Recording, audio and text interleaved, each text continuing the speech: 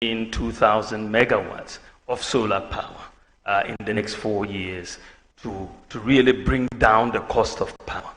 And we've seen some work already being done by Bawumia Power in terms of the solar area, but we're going to really expand it. So in terms of all these buses, all these government buildings, all the schools and so on, I want to move them all towards green energy, solar power, and I think that is where we should be going. I think that the other question was on job creation for the young people. I think that is at the heart of the manifesto, that you want to essentially move to create the environment and put in place the policies that will help business and that will help jobs, right? So that's why we're talking about bold solutions for business and jobs. I think that is so critical.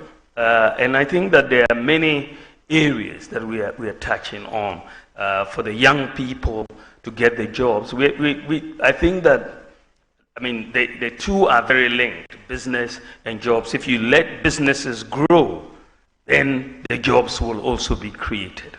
And so we are looking at helping businesses grow by putting together our implementing our legally backed Ghana First policy, so that the procurement by the public will be focused on things that are produced in Ghana first before they look outside.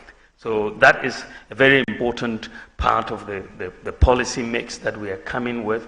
That will make people hire more, and we will get more jobs in that sense.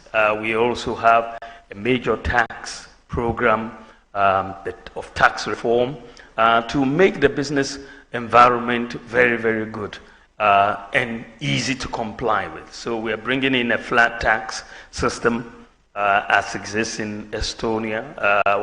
We are also bringing in a tax amnesty for business so that we can all start on a clean slate and move forward. We believe that, training the youth will be very, very important. The investment that we are making in TVET will continue. The focus, we're setting up an open university with a focus on ICT, TVET, and also the whole STEM area as well. So we want to do that, but we also are trying to get our youth trained in digital skills. I have a program for 1 million youth to be trained in digital skills, which is a broad area of training for the youth, because the jobs these days are increasingly more in that space. And I think that we can have a situation where a lot of our youth are here and they are working, whether in America or the US or Canada, right from Ghana here and so on. So these are some of the areas that we think we're going to get going, infrastructure area and so on, that will expand the economy so that we can create more jobs for our people. And of course, setting up the SME bank, setting up the credit scoring system to allow people to get credit and move Ghana towards that system. We may have some time to talk more about some of these, but these are some of the areas we want to get the youth totally involved and empowered to get jobs. Thank you very much. I'll take the next set. Thank you, Your Excellency. At this point, Your Excellency, we are going to time you, because if we follow the former president, who talks, we are going to time you, just as we are going to time Bella Mundi at this point. Bella, please ask your question. Good evening, and thank you so much for the opportunity. I was going to respond to some of the questions earlier, and one of my questions was done, so I guess I'll move on to the next one. But just to piggyback off job creation, one of the major aspects of job creation under the MPP is the NAPCO program. And quite recently, you would recall, sir, that they were threatening to go on a demonstration because they were owed 9 months arrears. Now, even Heal Ghana, and this is something I followed keenly, so I've had conversations with them. Heal Ghana, even before the 9 months, were owed 7 months. And so if you combine the two, they're complaining that they haven't been paid 16 months arrears, and that's a major problem. What do you intend to do about it? And if I can quickly, this was just a piggyback. No, so no, Bella, I have one question. If I could just so that briefly. Fianco can come. I'll come back to you. Okay. If there's an opportunity. Thank you, Fianco. Thank you. Good evening, Your Excellency. I want to take my question from your manifesto for this year's election, and I'm looking at provide better health care for all. Now, you did mention that you were going to offer incentives for healthcare workers to buy one vehicle, each with engine capacity up to 1.8 liter. Now, for clarity purpose, is it that these vehicles, they would buy them outside and they will be duty free? If that is, we know we have about 5 automobile companies in this country. Your government brought them. How would this policy boost their production and also enhance the kind of people they would want to work with? Because if they are going to import these cars, we are not really helping them. Thank you, Your Excellency. I'm grateful.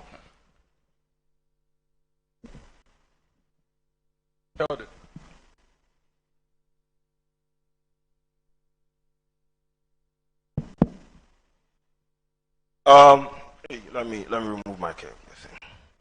Before I proceed to ask my questions, I would like to emphatically state that these questions were not given to me by anyone here. They are from my head, so I'm going to ask. Now, Mr. Vice President, my name is Kojo Sheldon. I represent Kojo Sheldon Studios.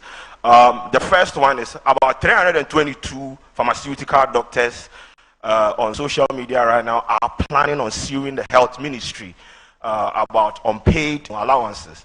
Now, for someone that has highlighted in your manifesto that when voted into power, you are going to, improve or help improve the condition of services when it comes to conditions of service when it comes to our health people. For right now that you are the vice president, what can you do to help these pharmaceutical, doctors who are, contemplating on suing the Ministry of, Health? My second question borders. No, Koyo. Don't do that. Mr.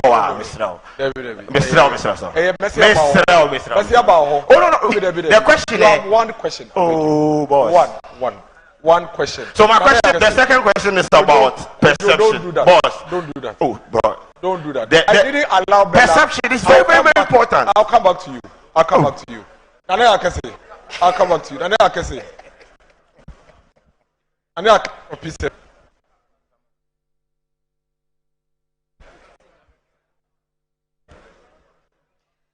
Good evening, Your Excellency. My name is Nana Yakri. I work with Peace FM. You have promised abolishing bed tax, e-levy, flat import duty, one-time tax amnesty, among others. If you really believe that that is what Ghana needs, why should we wait till you become the president and not implement it now?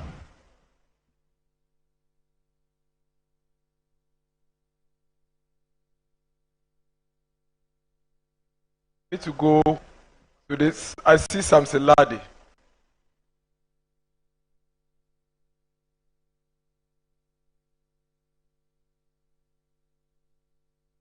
Good evening, Your Excellency.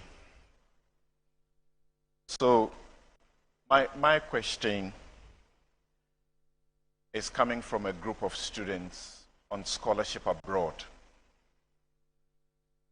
They are concerned that the Scholarship Secretariat is not doing what it has to do for them. At page 27 of your manifesto, you speak about harmonizing public scholarships. And there's a purpose for it. You say the purpose is to give full visibility. Beyond the visibility, what will you do about this now and not later? There are some of them for 20 months. they have not received their stipends. In a number of universities in the UK, in Warwick, Coventry, Nottingham, they are under threat of losing their studentship. In Birmingham, 11 of them have already been withdrawn and they are facing deportation. Will you inquire, particularly knowing about the Fourth Estate's investigations dubbed Scholarship Bonanza, about what appears to be a racketeering in that place? And will you forbid and prohibit politically exposed persons wealthy enough, known in society, from accessing these scholarships? Thank you. I think the question is very well. After, let me go to the regions. We play in Accra, Western North. Please give the microphone to the West guy. We've done Eastern, we do Northwood, do the other regions as well. Thank you, Mr. President. My name is Esposito Inokedusei. I work with the Beat FM.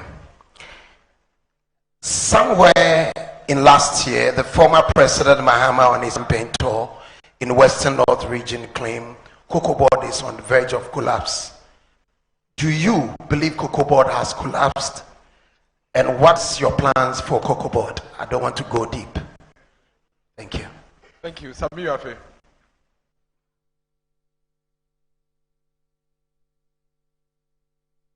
Good evening. Thank you very much. My name is Sami Yafe. I work with CTFM and Channel 1 TV. So a few meters away from us is the site for the construction of the Nag Cathedral.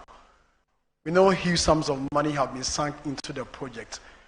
What will you do about it if or when you become president of this country? Thank you very much.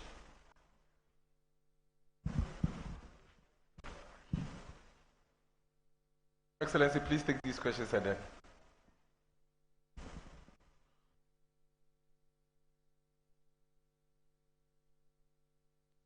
Thank you very much. Let me take them in the order in which they were asked. I think that the first question had to do with NAPO, the Nation Builders Corps, and the arrears that have been owed to NAPCO. I think that the program had about 100,000 people on it, and I think initially it was supposed to be a 3-year program, and then would be renewed and so on.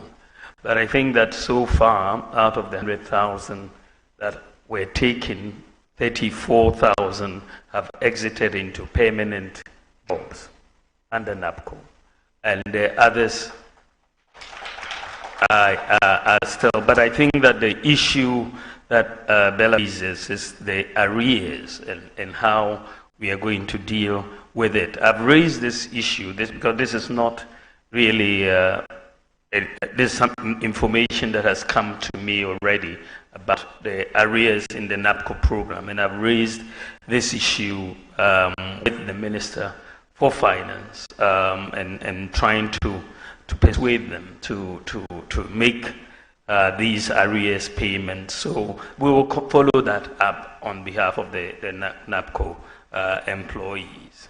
The second issue had to do with providing better healthcare in the manifesto and the issue of cars and how these will affect local companies. I think that what is very clear when you look at the manifesto is that we did not really say it was only for imported. The incentives would only be for imported vehicles, because you just said you will provide incentives. Clearly, under President Kufuor, there were incentives for healthcare workers and also for teachers to bring in vehicles, and they will waive the import duty, and that basically worked but was abused. We think that with digitalization and the unique identity of people, we can better monitor this situation. But the issue is that we need to be able to see how these teachers and these nurses could also acquire with the necessary incentives from the local manufacturing companies. I mean, as you know, the numbers of teachers and nurses are very, very large relative to the production capacity of some of the firms here. But we are leaving that open to discuss with them and with the manufacturing companies here to see how we can incentivize. Our preference clearly is to buy local. And so we will work with them to see how best, if they can meet the terms in terms of production on time and all of that. I think we will try to incentivize them. But we will leave it open for discussion, and that's what we've done. The other issue was that we wanted to do these tax reforms, import duty, flat tax, tax amnesty, and so on. But why don't I do it now? And why do I want to? I must have a manifesto. Otherwise, if I could, what would I do when I come into office? I mean, how can you do everything now? Even President Mahama, former president, who was president, I'm only vice, but he was president. Why didn't he do everything then?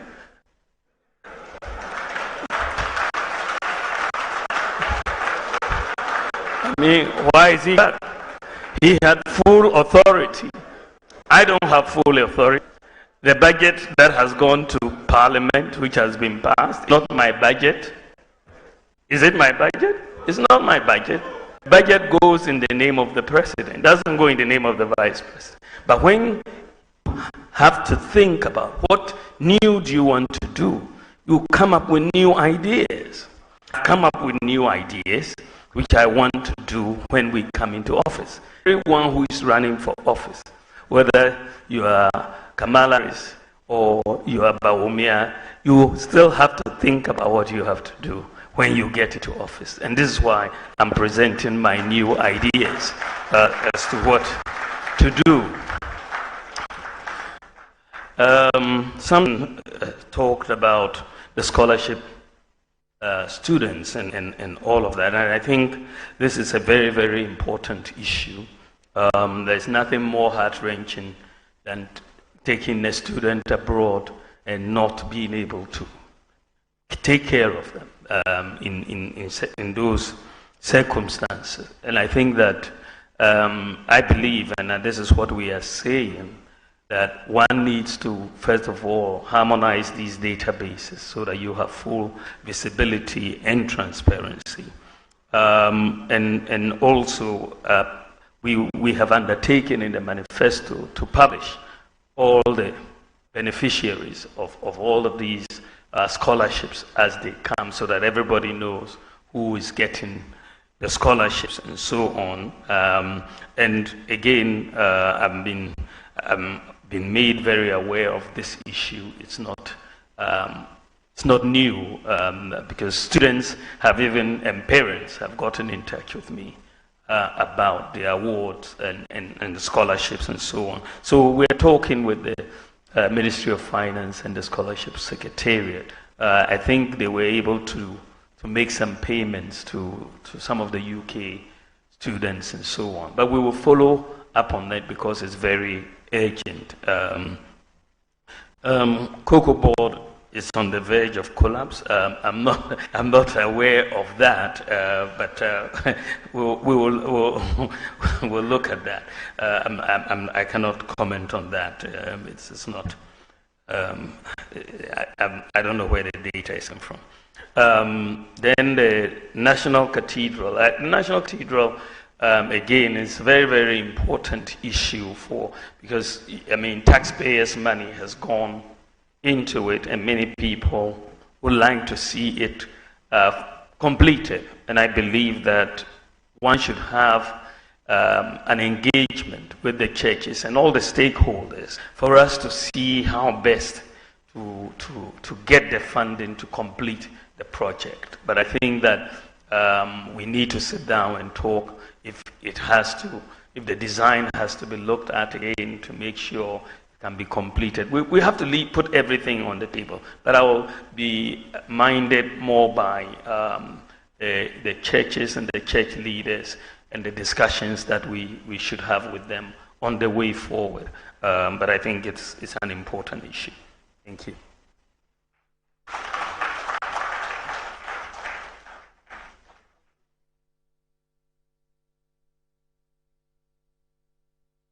The sports fraternity, so the PFM. Hello. PFM sports. Excellency, there was a question about the pharmacy staff and the arrears. If you can clear that one, then. Yes, the pharmacists are my very friends. But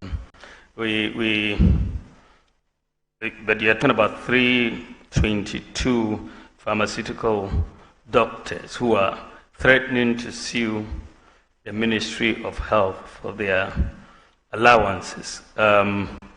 Again, I want to take this one up. This is the first time I'm hearing about this particular issue. I think it is Sheldon who raised it. I'm not aware of it, but I think it's an important issue that we should really resolve. So we'll talk to the Ministry of Health and Finance. Thank you very much. We'll take Kankambodi's question. Sports, I believe.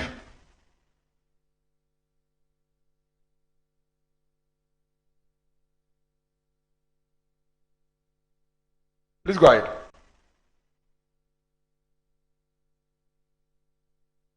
Hello. Hello. Good evening, Mr. Vice President. Before I go to my question, I'd like to draw your attention to the sad issue of the amputee team. They apparently won the African Amputee Championship. They are owed per diems and bonuses and have not been paid. And they feel very neglected. We all know that the strength of every nation is determined by how well they treat vulnerable in society. In your manifesto, you talk about building 6 new stadiums in the 6 new regions. Currently, we have 5 major national stadiums, and only one, that's the Kumasi Sports Stadium, is fit enough to host a FIFA or CAF organized senior national team game. So I want to know what motivated that decision. And since we are even struggling to maintain 5, how well can we do if we have 11? Thank you. Thank you, Kankambodu. We'll do. So, give the microphone to Ahini, please. It's right there. Please give the microphone to her. From the Ashanti region. Thank you. Good evening, Your Excellency. My name is Ohinini Adazwa, Sumpa TV, Sumpa Radio, Kumasi. Yeah, Rastafari. Selassie, I. In your manifesto, page 24C, you did mention something about flat rate. So let's say somebody import car engines and somebody second-hand clothing. Are they going to be the same amount? I think we need better and further particulars. Thank you. Thank you very much. Thank you. So, that's it.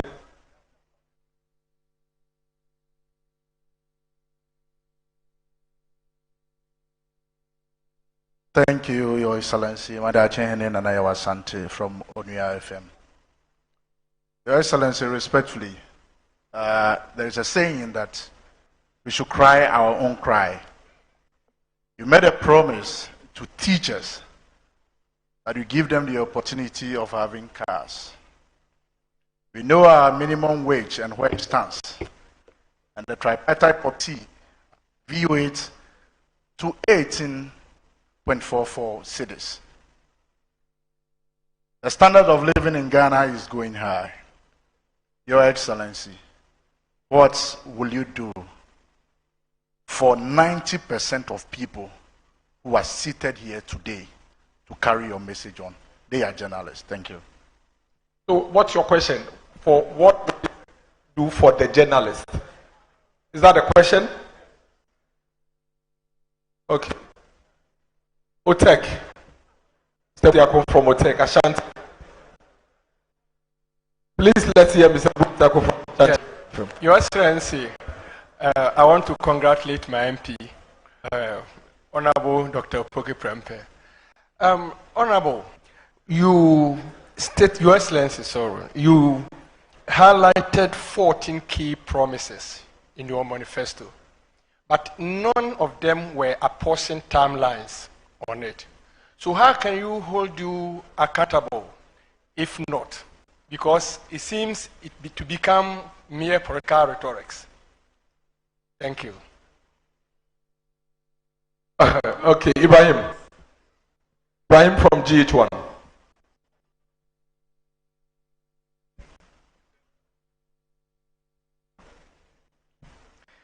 Thank you very much, Your Excellency. My name is Ibrahim Al Hassan, GH1 TV staff. Your Excellency, of course, forgive me for taking you back in 2018 when you were on the campaign trail.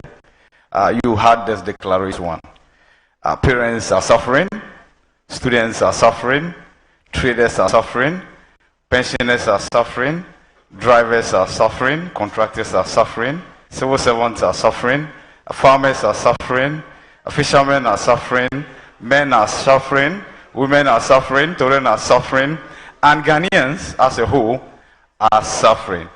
May I know the status of suffering of these individuals today?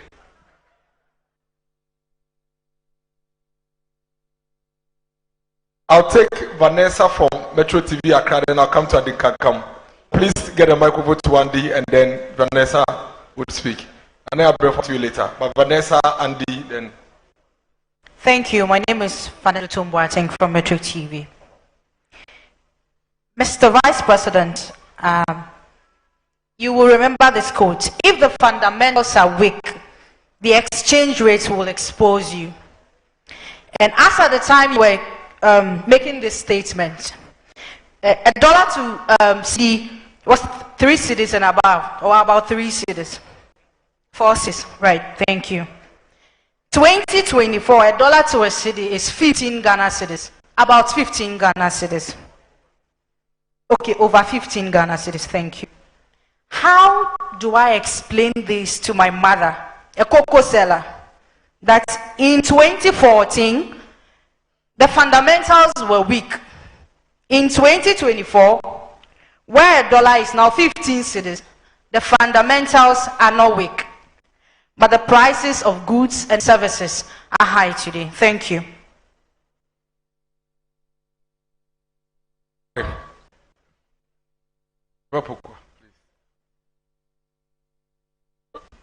No. Yes, let Abna you come. I want to hear more of the ladies. Sorry, Fremi Abna Pokua, me Wadum TV, and Yadum. Na masebisa yes bako kanka beka didi kan me ba trepesi share Dr. Bawumia ne hihye fofra wode ebeko etia galamsey ayadia so man no kon ache eno achi so Afram Plains 2016 MVP share call for bo esemo mu the bridge ebeto Afram nsu no so se me hu na ho hihye ya kodun kokko sports stadium so me pese me hu no ba bi atebia no ewo asat na medas. Thank you. We'll take Nana, then His Excellency would give the responses. Please go ahead. Good evening, His Excellency. I would like my question to be answered in Chi. I'll ask it in English. Please go ahead. Okay, so I'll ask it in Chi. Ebusia, I just want to know, say, in the first 100 days, if Ghanaians decide to vote for you, what would be the things you would want to tackle first? Thank you. Let's take the responses and then we'll come back to questions. Your Excellency.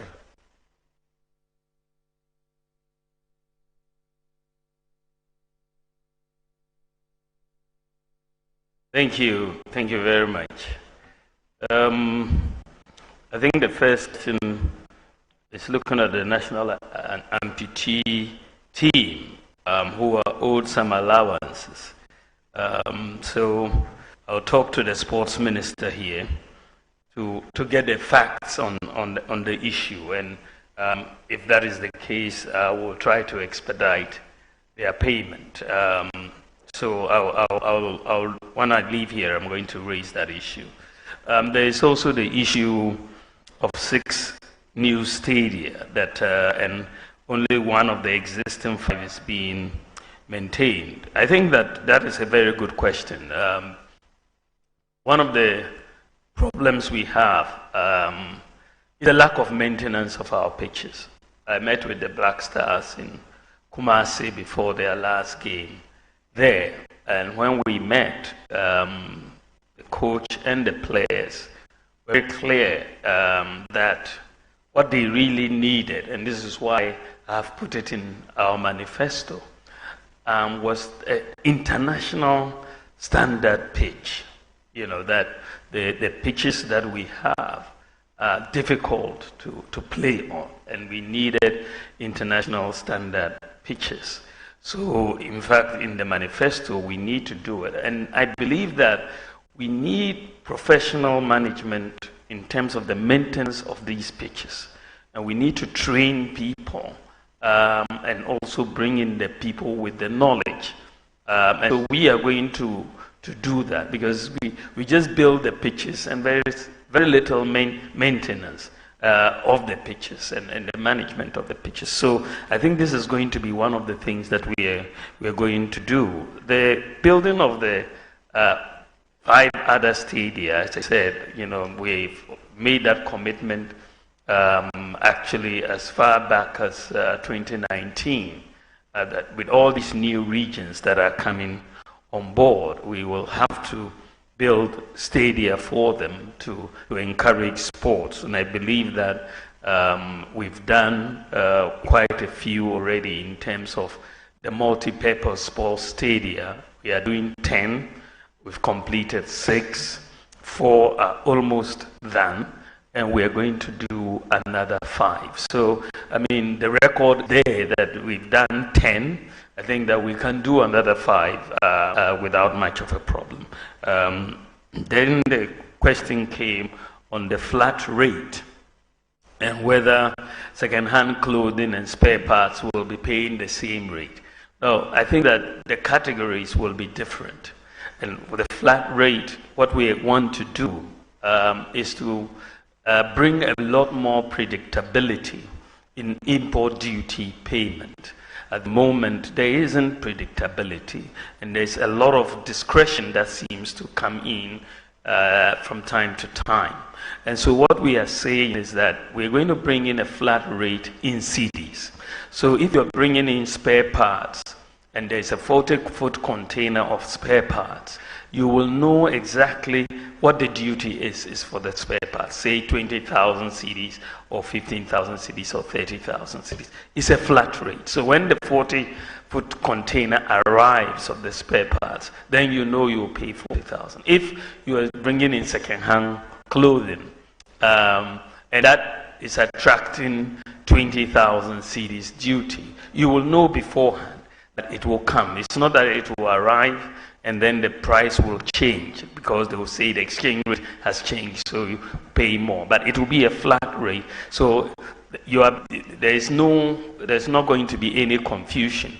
Chicken will attract a different rate from, spare parts, will attract a different rate from rice, will attract a different rate from second-hand clothing. You will know beforehand, before the goods before you import the goods, they will all be published. And so that we get away from these under-invoicing and misclassification issues. These are really hampering revenue collection. Many importers invest time in misclassifying. They'll bring chicken and they'll say it is fish or something. But the misclassification and so on, we will have to deal with that. Then the issue about cars for teachers and what we want to do for journalists and all of that. I really believe that one of the major problems, and we address this in the manifesto, that hampers workers and livelihoods in our country is the fact that we operate a cash-based system.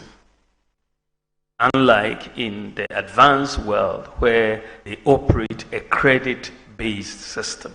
So in ab initio, life is much harder if you are a teacher in Ghana versus if you are a teacher versus the UK. Even if you are paid the same amount every month, the teacher in the UK will consume probably 5 to 6 times more goods than you in Ghana. Why? Because they are able to obtain credit and pay over time. And so, but you being Ghana here, we have to accumulate cash for whatever we want to buy.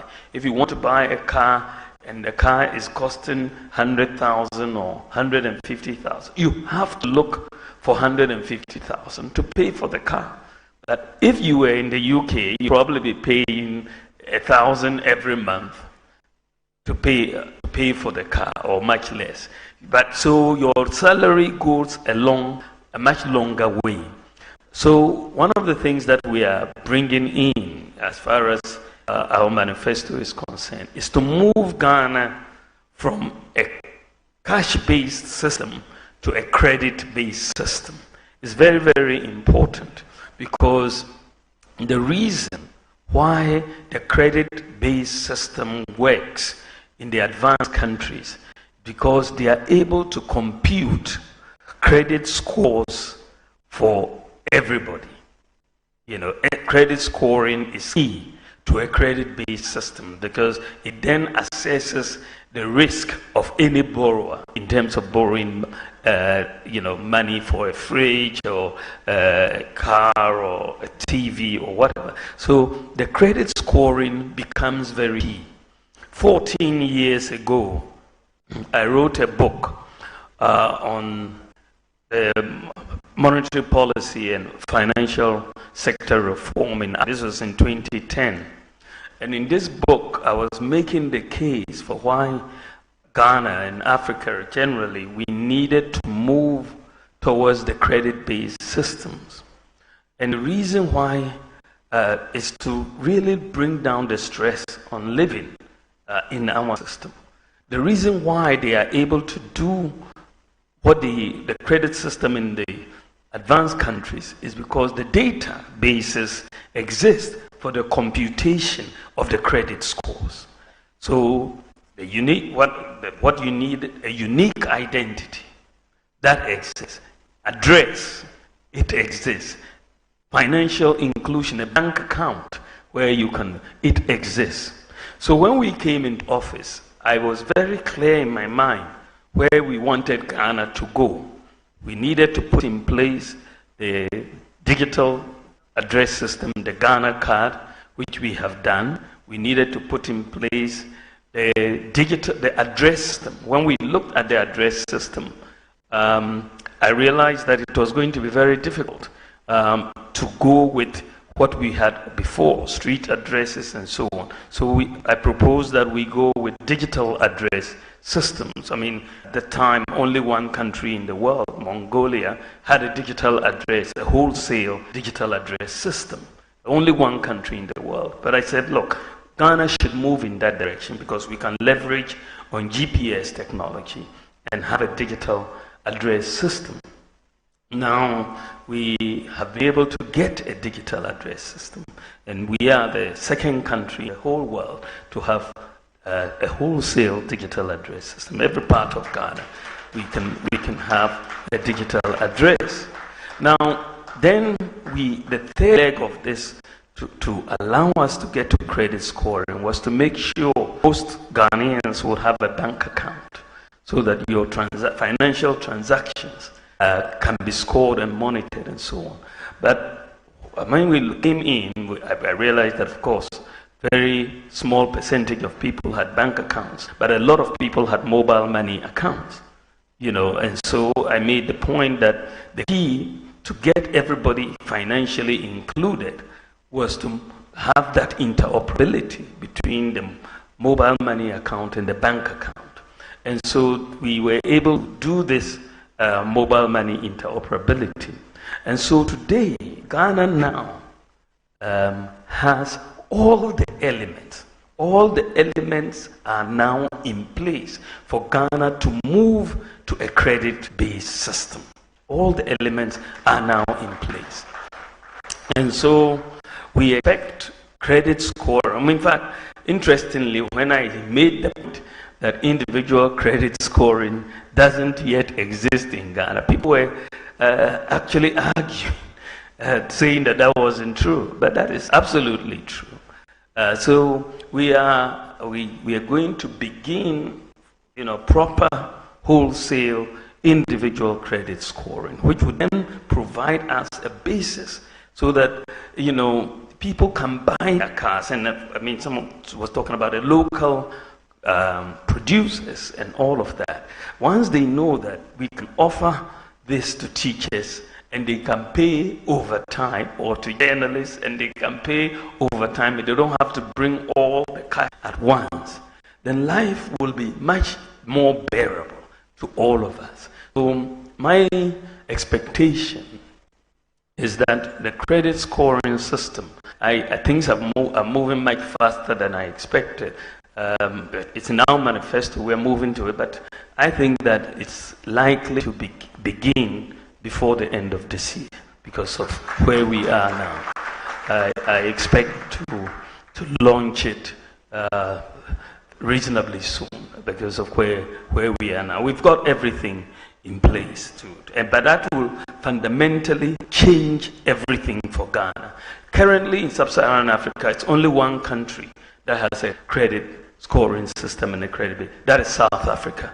Ghana will be, before the end of this year, the second country in sub-Saharan Africa with a credit-based system. But it will bring down the pressure on all of our workers once you enter into that. Then there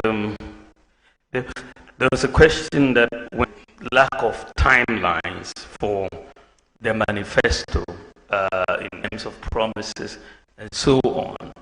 I think that when you for an election, you are going for an election a 4-year term initially, isn't it? Yeah. So your promises have to be in line with that term of office, right? That this is what I want you to elect me to do these things, right?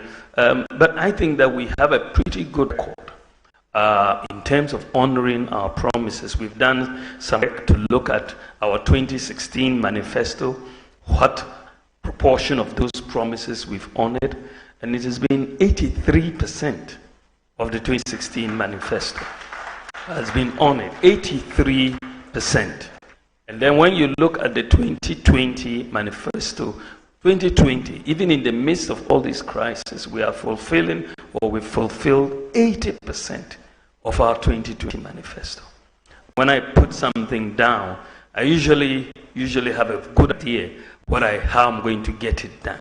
And so that is I think, something that we are going to look at. I think that the issue has come about suffering. And I remember very well, my statements. Teachers are suffering, and doctors are suffering, and journalists are suffering, and everybody's suffering. In 2016, which was the case actually, in that regard.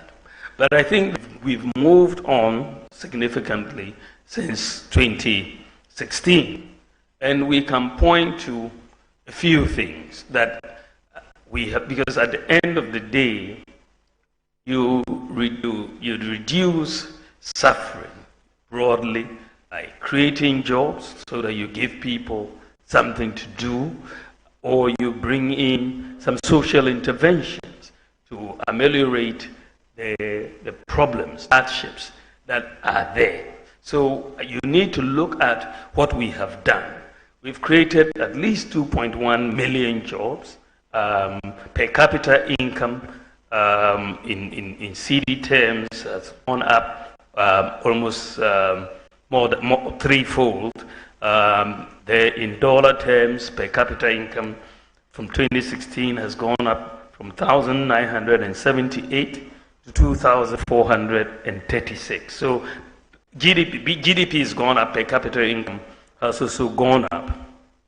As I said, we've kept all public sector workers employed. We didn't lay off anyone during and we have done that, and we've kept the lights on. We suffered so much from doomsday. Everybody was suffering from doomsday, but we have kept the lights on for 8 years.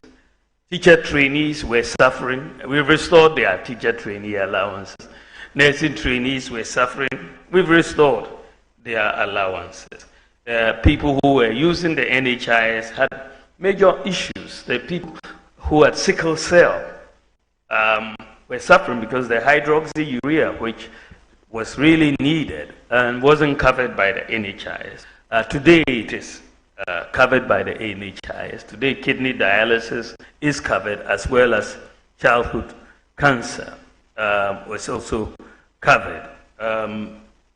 You also see that for the people, the issue of rent advance, the National Rental Assistance Scheme has come in to really help in that. During COVID, we gave free water for a year, free electricity. For people in the rural areas and remote areas, we brought in medical drones to deliver medicines, vaccines, blood across 2,694 health facilities. And even recently, when there was flooding because of rain in the Afram Plains, we had to get the drones to take examination papers over there, which were not initially. Parents have now had the benefit of free SHS for 8 years, have had the benefit of free TVET, and therefore the suffering of a lot of parents in paying fees has also reduced. School feeding, when we were coming in 2016, only 1.6 million children benefited from school feeding. Today, 4 million children are benefiting from school feeding. More than that, we have also absorbed the examining fees for all students, for BEC and WACC examiners.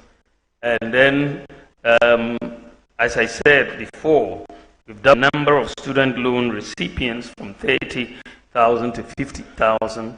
We've introduced the no guarantor student loan. A lot of students who were suffering, looking for guarantors, now just need their Ghana card and will get it. So we have done a bit we've brought in one constituency, one ambulance, and the ambulances for many of our constituencies of our districts. And also, if you look at the medium enterprises who had major problems in access funding, we've provided funding over the last 8 years to 444,000 SMEs, 1.4 billion Ghana cedis, which has been quite significant by any account, and very historic in that. So I think that yes, the suffering is there.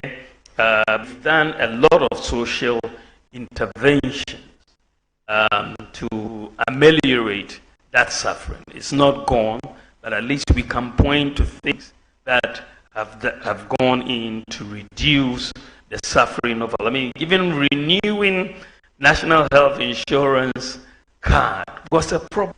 Just to renew it, many people had to go and sleep. I know in my constituency, people had to go to the NHI office and sometimes sleep for 3 before they could renew National Health Insurance. But today, you just sit in your home and renew. Today, you sit in your home and buy electricity credit. You don't need to take trotro or taxi and go somewhere else to do it. So we've done quite a bit to reduce the suffering of people, though, of course, it is not complete. We still have more to do and we'll continue. So the other question was the nice one Vanessa was asking, if the fundamentals are weak, the exchange rate will expose you, which is a truism. It was true then, and it's still true today. It's an economic truism that once the fundamentals weaken, you will see the impact on the exchange rate fundamentally. And when we talk about many of these fundamentals, you're talking about the GDP growth rate, you're talking about the fiscal balance, you're talking about the exchange, the reserves, level of the reserves that you have, inflation, and so on. When we came into office, during the first term before we hit COVID, between 2017 and 2019, you saw the fundamentals pretty much strengthening by all accounts. And the exchange rate depreciated in those 3 years by less than 5%. That was the lowest depreciation in the currency for 28 years.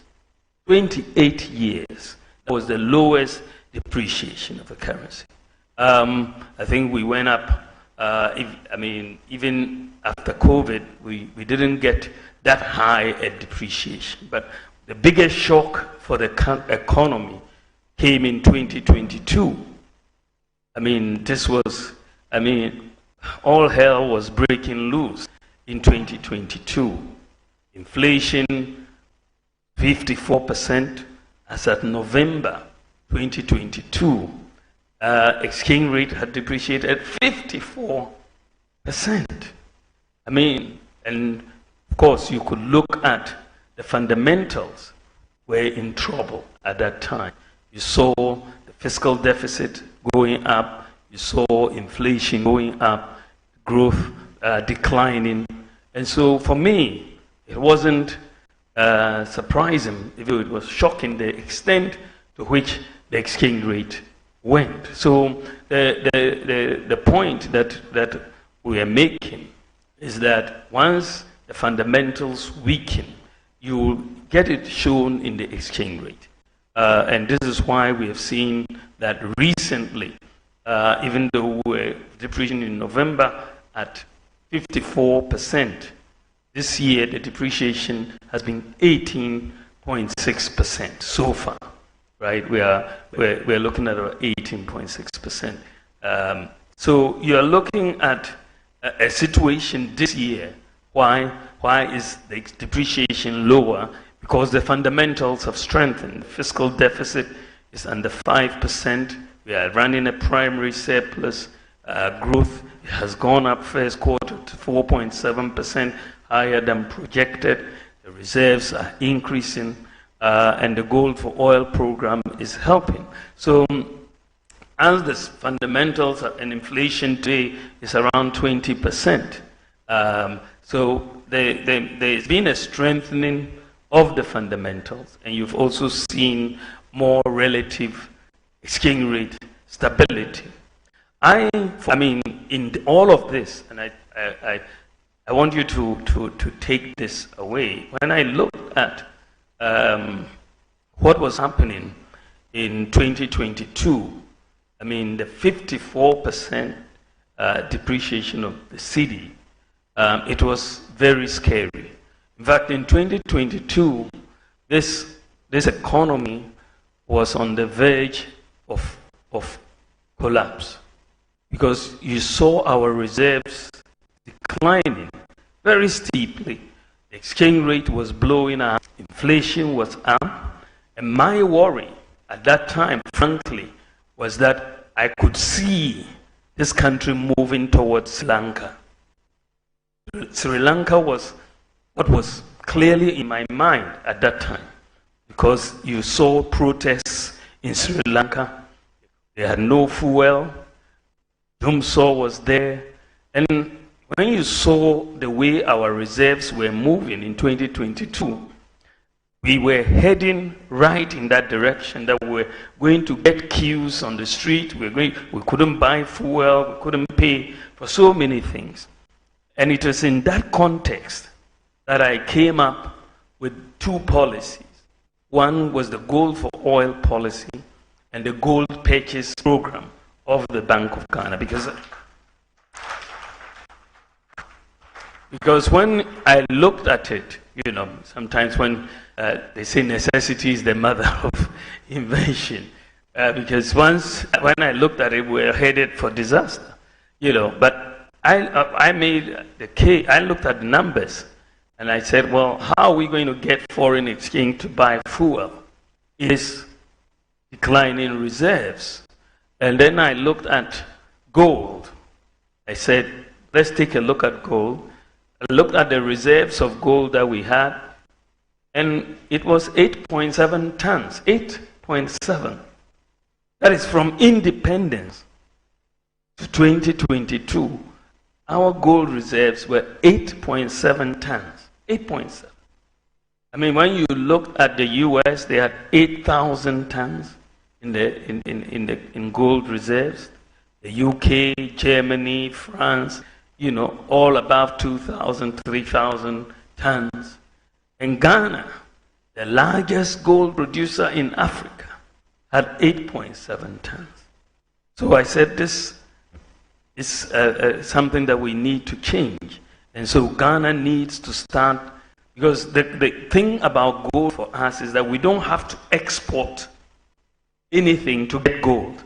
If we have cedis, we'll buy gold right here locally. So we can use our cedis to buy gold without needing to export cocoa or oil or diamonds or timber. We just buy the gold locally. That's what we have that many countries don't have. Just something that many countries don't have that opportunity to do so. So I then came up with that idea that let's do, since we don't have forex at the bank to pay for oil, let's use gold. And therefore we went into this gold for oil and gold purchase program for reserves. And what is very, very interesting, frankly, without this gold for oil, the gold purchase program, this economy would have collapsed. There's no doubt in my mind. There's no doubt in my mind. Why do I say so? In the last couple of years, Bank of Ghana under the gold purchase program has been able to buy $5 billion of gold. $5 billion of gold. Think about it. We've gone to the IMF to look for $3 billion, which is going to be paid over 3 years. And this is why we are going through. But locally, we've been able to buy $5 billion. And this is why there are no queues for petrol. This is why Dumsor has not happened in Ghana.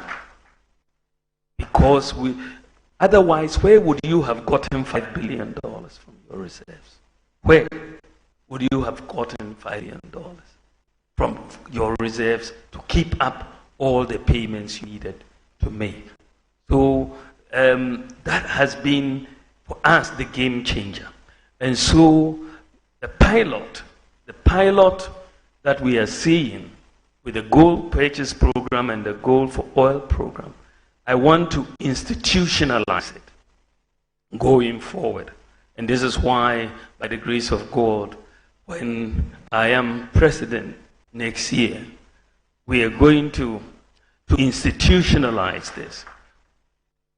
Someone asked me, why is it that French West African countries have not seen depreciations in their currency. Cote d'Ivoire, Senegal, and all of these. I said, well, they are anchored. The currency is anchored to the euro through the French franc. So they are anchored. Unfortunately for Ghana, we don't have an anchor. There is no anchor for the city. So what I am going to introduce, what I want to institutionalize, is something that we have learned from this crisis. You will not find it in any textbook. Maybe some people will now write it in a textbook. You won't find it in a textbook. It's not in a textbook. What I'm going to do is fairly simple, as I said, but we have had to learn about it, because what we are going to do is to say that if you want foreign exchange, and we've tried it already, the pilot, with some of the big companies. One big company had 3.1 billion Ghana cedis. They wanted to externalize 3.1 billion Ghana cedis. And they were looking for foreign exchange. Can you imagine the impact on our market? If someone comes out with 3.1 billion cedis looking for dollars.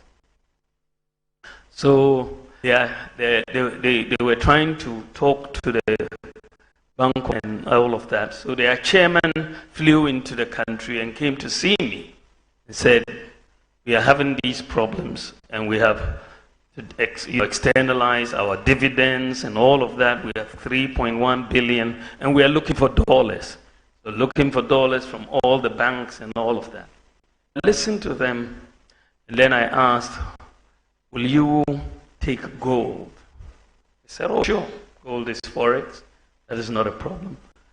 So I called the governor and I said, look, why don't we put this 3.1 billion through the gold purchase program? And guess what? It was done virtually overnight. And their money was given to them. So essentially, what we're saying is that the demand for the dollars, you bring your cedis, we have the gold.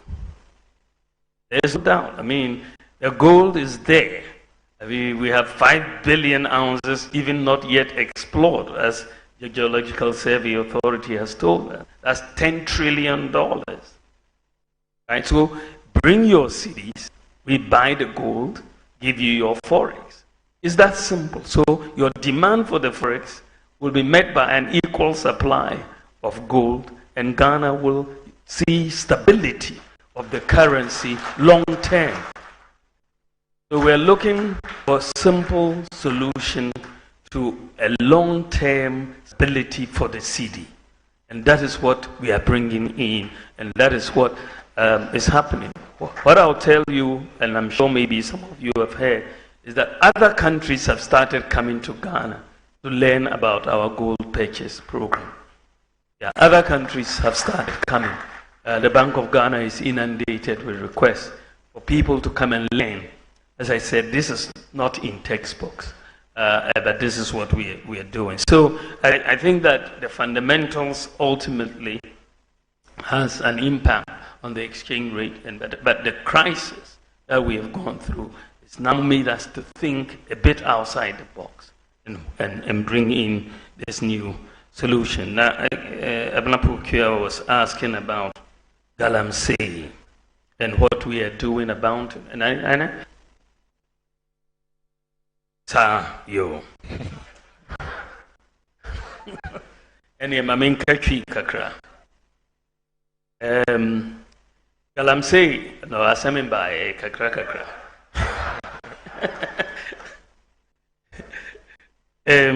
Ya pese ya sasa nhyehyɛ a ɛwɔ yɛ mining sector.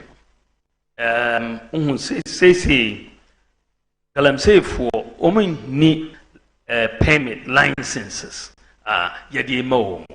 Yɛbɛsesa saa nhyehyɛ no yɛbɛyɛ na easy mmerɛ paa ma obiara a ɔyɛ Galamsey ɛnɛ obia mining license ɔde bi yɛ adwuma.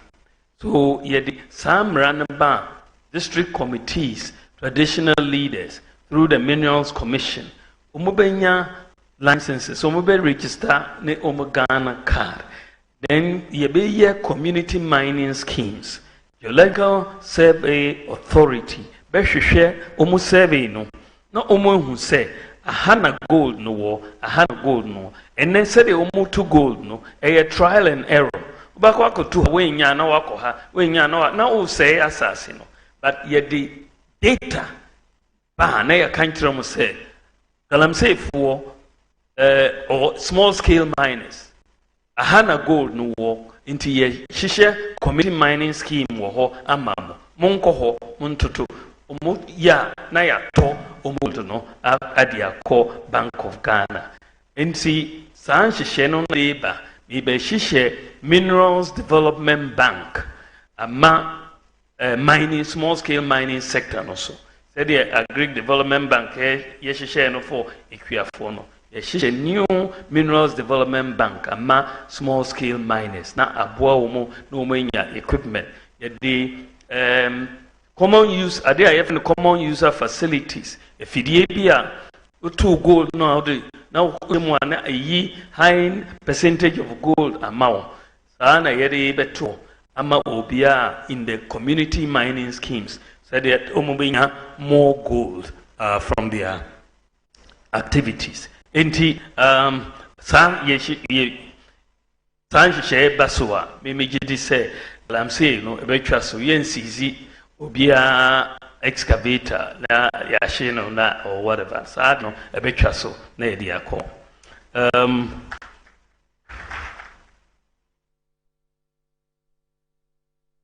I heard about Afram Plains and then Koko. I don't know. I'm missing the Afram Plains question. The bridge. Yeah. Yes. And Koko Sports Stadium 2020. Mokase mo besi ehun hwe medase. Yes. So the Afram Plains Bridge, I think, is one of the bridges that we are working under with the Korean facility. It's one of the projects that we've presented to be done under the Korean facility. When we say the Koreans have given us a grant and a concession loan of $2 billion, and we've had to take a number of projects to them for funding. I think that bridge over there is one of them. And then the Nkoko Sports Stadium, I have to follow up with the minister on that one. I can't give you a direct answer on that. Then the question came, the first 100 days, what would you do? I'm definitely not taking a honeymoon.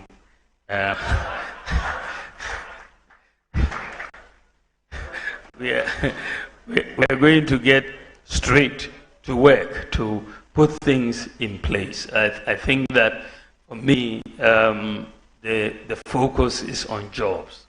And so you have to put in the budget as quickly as possible so that you can make sure that the tax amnesty regime comes into place, the flat tax regime comes into place, so that by the time of your first budget in March, these things, the Ghana by Ghana first policy, that we put it in and pass the law so that we can get the Ghana first policy. The e-levy will go because we have to focus on digitalization of the economy, and we need to take out the e-levy as well.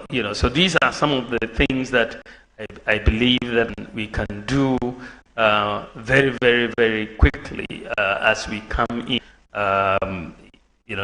within the first 100 days. That we are going to be very, very hard at work to things that get business moving. The tariff structure for the businesses, commercial versus residential, we have to look at it. Rate regime has to come in immediately. Those things that will business moving very quickly to create the jobs are the things we're going to do immediately so that we are serious about business and serious about education. Thank you very much. Thank you. Thank you, Excellency.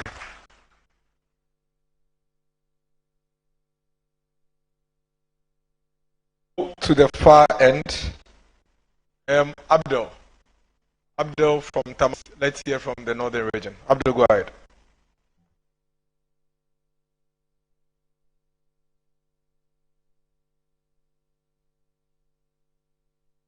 Thank you so much. My name is Abdul Shakur and I work with the Bawumia FM in Tamale. Your Excellency, my question is, the teacher and nursing allowances increases the excess of the public purse. As an economist, don't you think it is prudent for us to scrap it?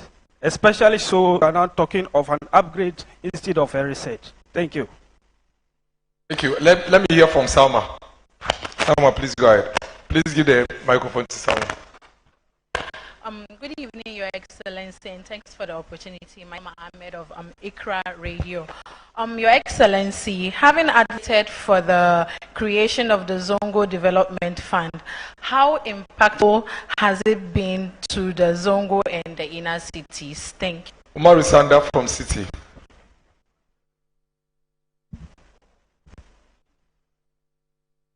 Thank you so much. Good evening, Mr. Vice President. I have a message from in-laws, the Fulani people. They say I should tell you that, and remind you rather, they are still being discriminated against when it comes to obtaining national ID cards, the passport and so on. So kindly work on the discrimination part for them. My question, your critics, mostly the NDC, they say that the economy has overused, so you run away to digitalization. What is your response to such a criticism? Thank you so much. Anybody from Savannah region? Savannah. Savannah is there. Please give the phone to the gentleman from Savannah.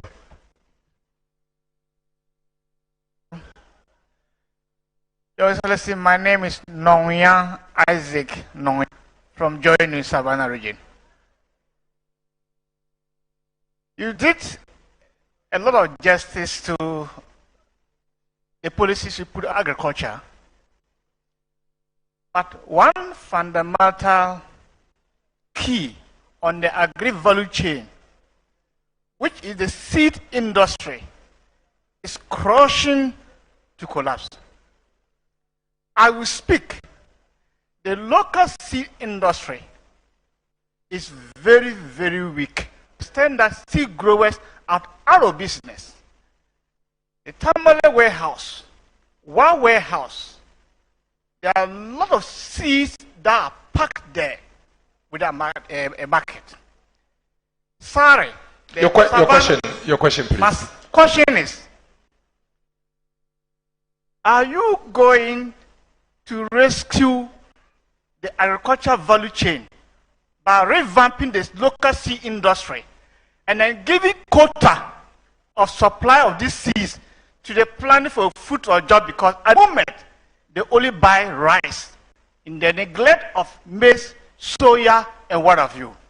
Thank you. Let's hear from Frema Edame from Channel 1, and then we'll come to Central Region. So let's hear from Frema, we'll come to Central Region. Thank you very much. Your Excellency, it is quite clear that Dr. Mahmoud Bawumia is not the visionary for the current NPP administration. But as rightly admitted, you bear some collective responsibility for the outcomes of government's efforts, either successes or failures. Mr. Vice President, can you state 2 failures of your current administration which you seek to correct? And how do you intend to do this differently should you become the president? Thank you. Thank you. Central Region.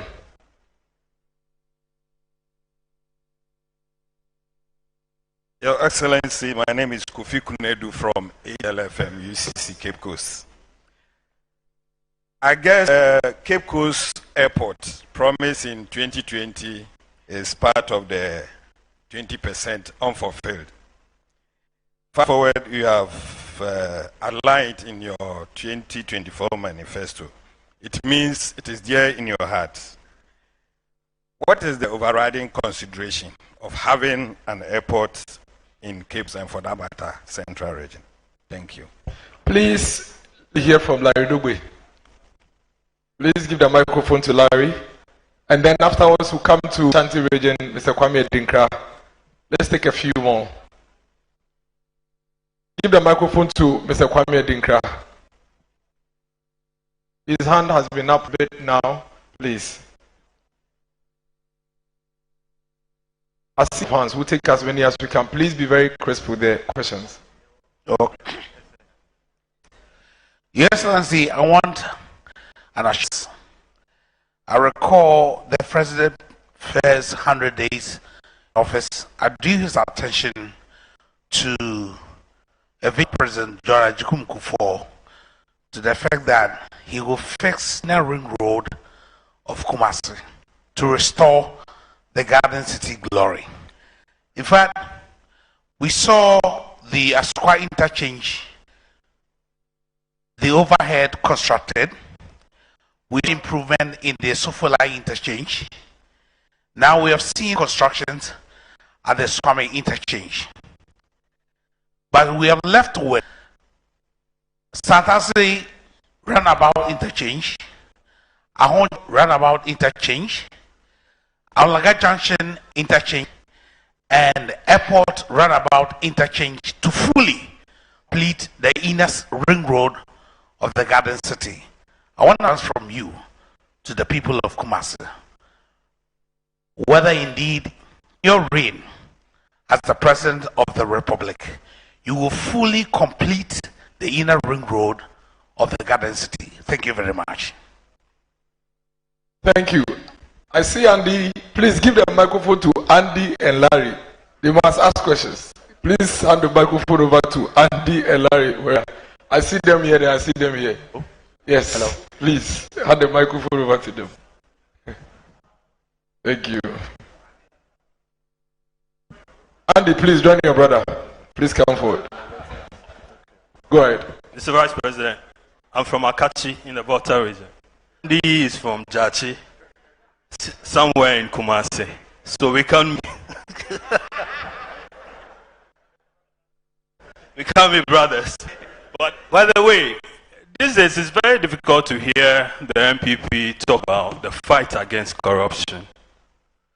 I don't know whether that has been captured in the manifesto. If it has, can you throw a little light on it for us, please? Thank you. Thank you, Mr. Vice President. You've been touted as one with integrity. And we know integrity is anchored on trust. On your campaign tour, you're making promises. In some instances, a renewal of those you've made in the past. Thankfully, you've been reminded of one you made in 2016 to relieve Ghanaians of the suffering. 7 years down the line, there is still suffering. This time around, excruciating hardship. You are appealing to Ghanaians to promote you to the higher office of the land. Respectfully, do you think you should be trusted with a mandate that you are, or you have what it takes to relieve Ghanaians of what they are going through? Thank you. Thank you. And so basically the question is that between Dr. Mahmoud Bawumia and former President Ma, who should a Ghanaian voter trust? He would respond to it. Please give the microphone to Nana Okatich Fifa. Okay, it's with Ivan. So let him then, Okatich will come, then Uncle Ebokwansa will come. My name is Evans Benson. I work with Joy News.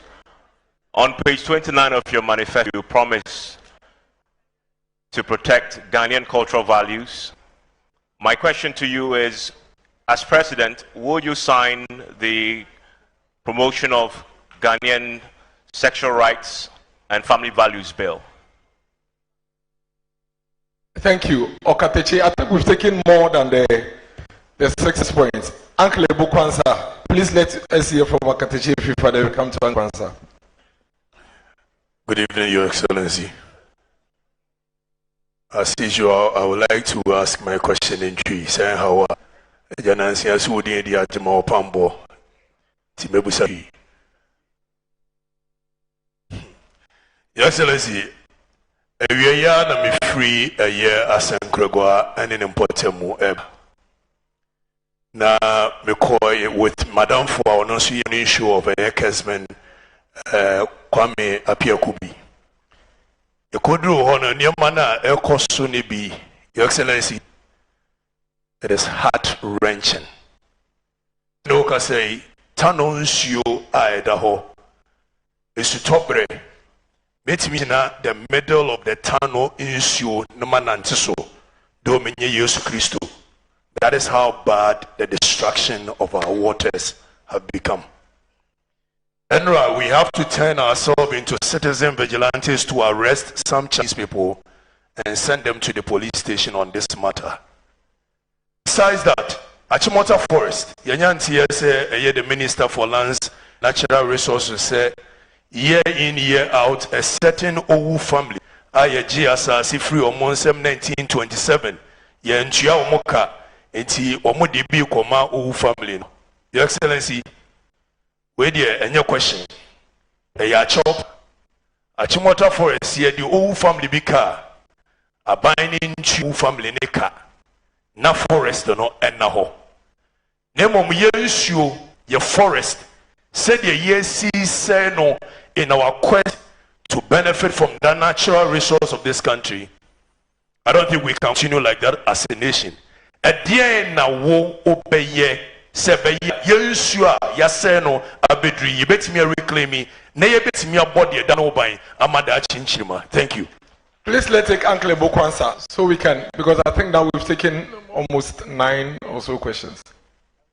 Uncle Ebukwansa, we do Sadiq from NTV, and then we will take this. Thank you. Please. Mr.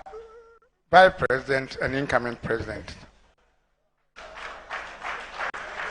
about 3 years ago, I attended your lecture at Brekuso. When I came back, my feature was simple, the headline was simple. Ebukwansa attends lecture and encounters the next president. Some of us are already convinced that you are going to be the president of Ghana. But some people out there are campaigning that you are a liar. All over the rural areas, when you go and you talk about your achievement and what you intend doing, the old folks will say, but the people came here and said you are a liar. Now you are telling us that you are, you represent the future. Please, how do you convince my elder sister in my village, Kumfi Krofo, that you should get up, an 82-year-old lady, that you should get up, back herself and go and vote for a man who is for the future? I just want you to tell the people of Ghana who you are, why you want to be president of this republic. Thank you. Thank you. Sadiq, NTV, and then His Excellency would now give the answers from Sadiq. From Northern TV. Yes. Thank you very much, Your Excellency. Your Excellency, Tamale is one of the fastest growing cities in West Africa. Over the years, we've had perennial water challenge. Your government cancelled the Tamale Water Project in 2020, same for Yendi and Savannah region. Your Excellency, as President of the Republic, what will be your solution to address this perennial water challenge? And what is the update on the Tamale Water Project? Thank you. Thank you, Your Excellency. If you can take the questions and give the answers. Please let me quickly add this. As we report, kindly let's report fairly. We are going to report that the Vice President said, "That's everything now. What would he do when he becomes president? Please add the laughing emoji and then complete the statement." Because that's exactly what he said. TV3, kindly correct the reportage on Facebook. Thank you. Your Excellency.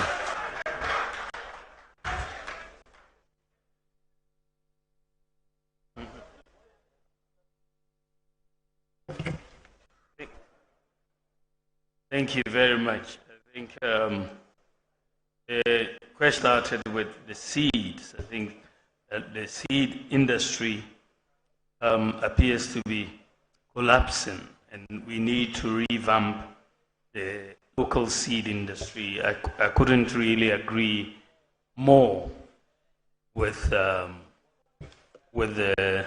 whole premise of that. If that is the case, we definitely will need to revamp the local seed industry, because without the seeds, we have a real problem in terms of cultivation of various crops. So we'll have to look at that.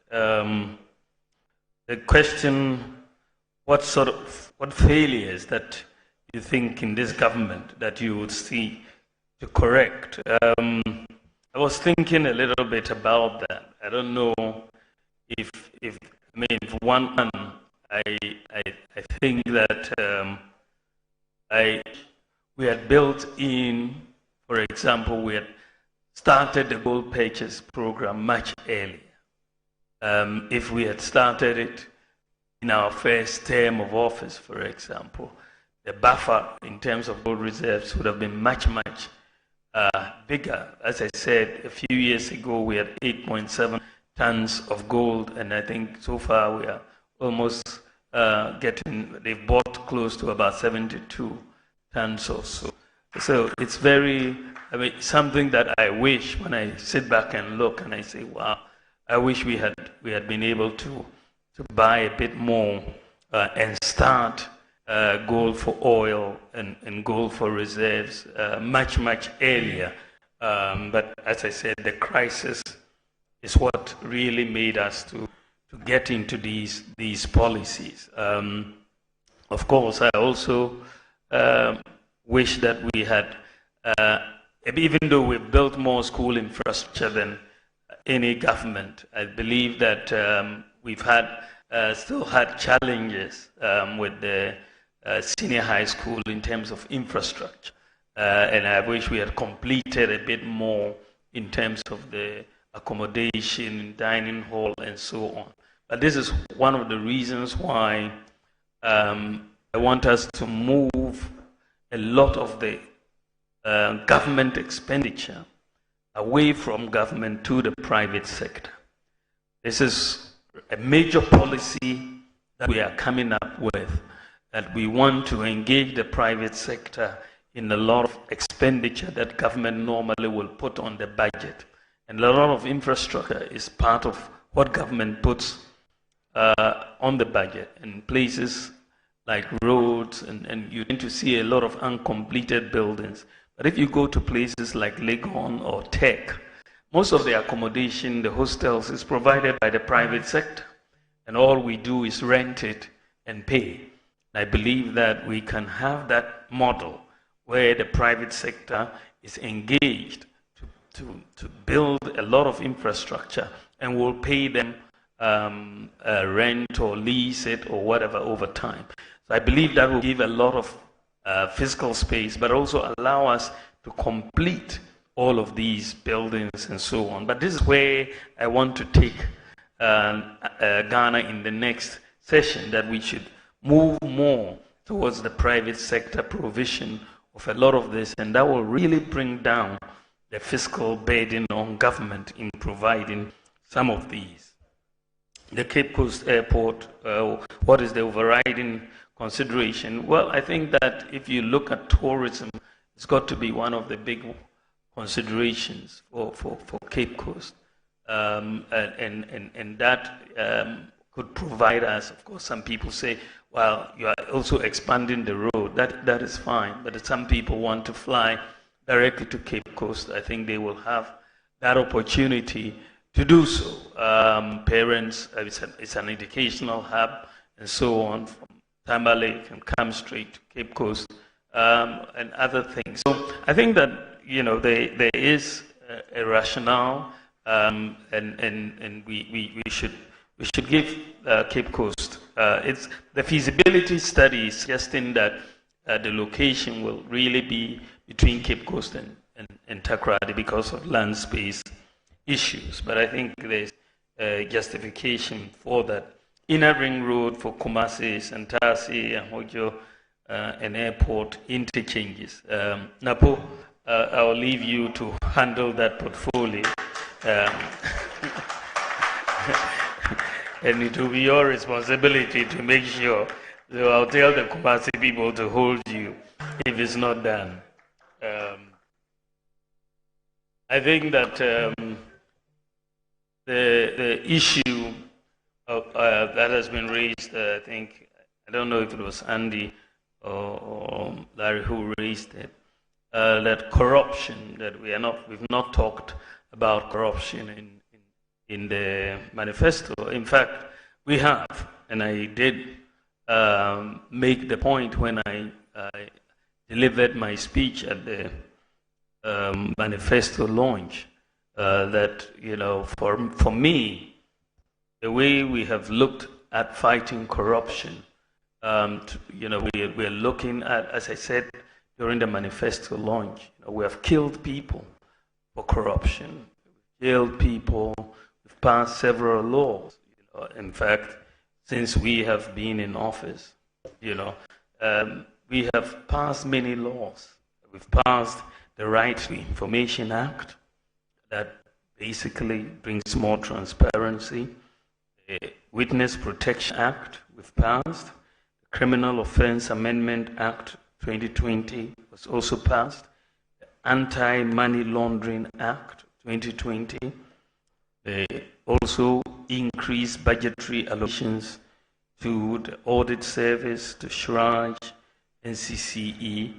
We also set up the Office of the Special Prosecutor. So all of these things are policies that we've implemented. But I make the point that when it comes to corruption, I believe that we should stop corruption ex ante. That is before it happens, rather than deal with it ex post, after it happens. That we should look at, and this is why I believe that digitalization holds the key to dealing with corruption. Why do I say so? When I look at the impact of the Ghana card on the public sector payroll, it gives me a lot of confidence that we are on the right path to deal with corruption ex ante.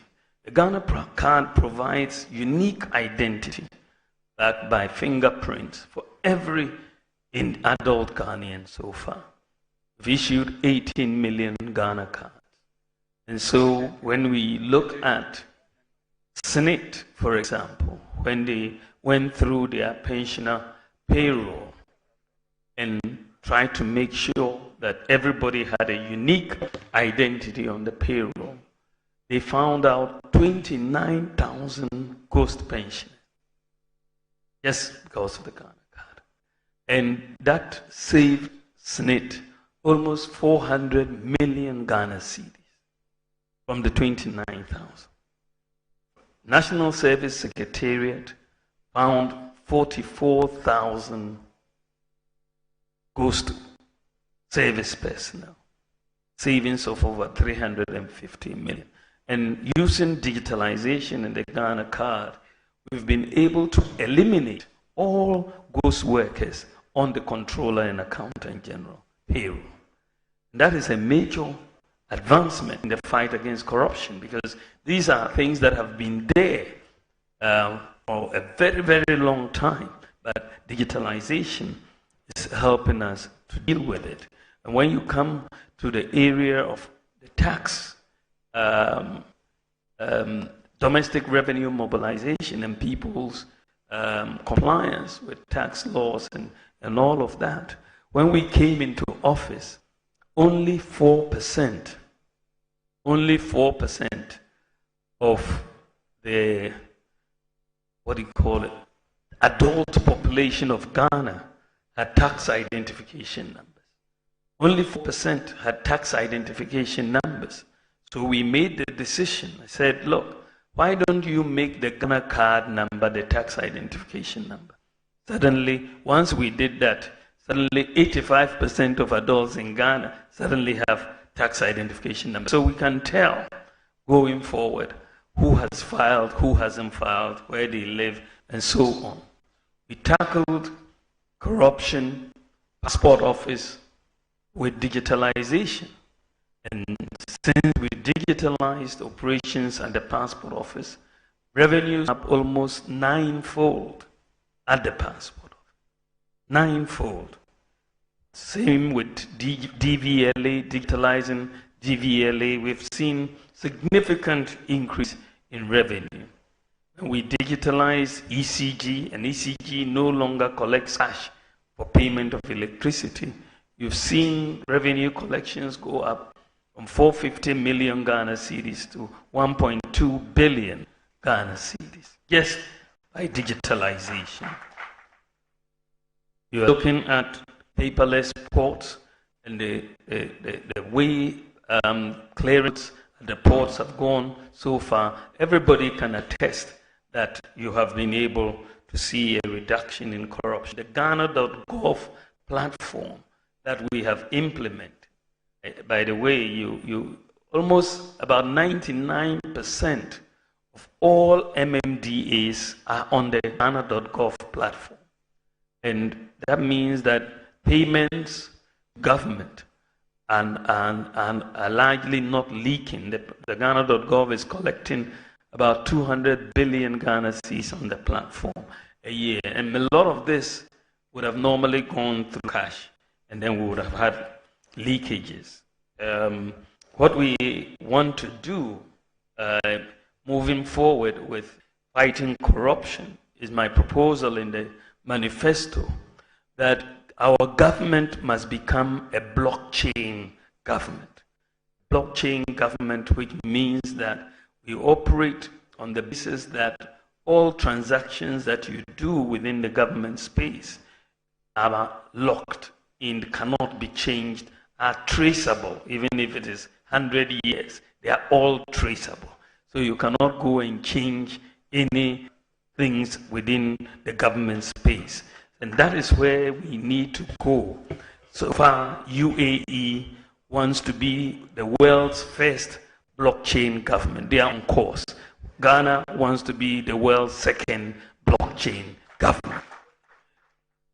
With that, I think everything is transparent in all your transactions. There should be a deterrence for corruption in this context. So I want us to move into blockchain, and it will also be done. Just like Estonia, I also want all our databases to be interoperable. And that is work that is going on now.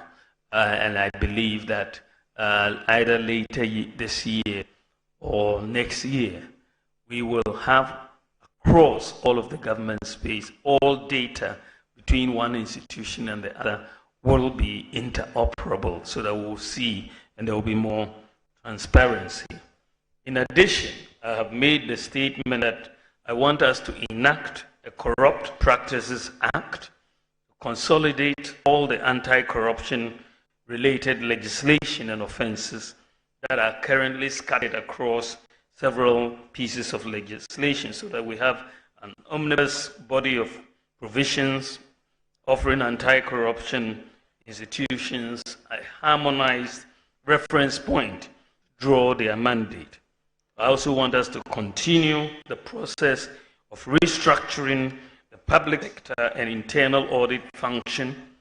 I want us to review Article 286 of the Constitution and the relevant legislation on assets liabilities declaration. I want to expand the asset declarations by public office holders to include, among others, senior staff and heads of regulatory public institutions which were not previously covered.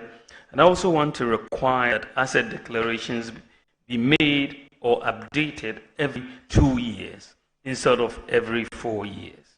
I want to place limits on foreign official travel by ministers, CEOs, and civil servants, as well as annually publish official travels undertaken, and also annually publish the list of all beneficiaries of public scholarships. So that is one area in terms of the corruption fight that is in the manifesto.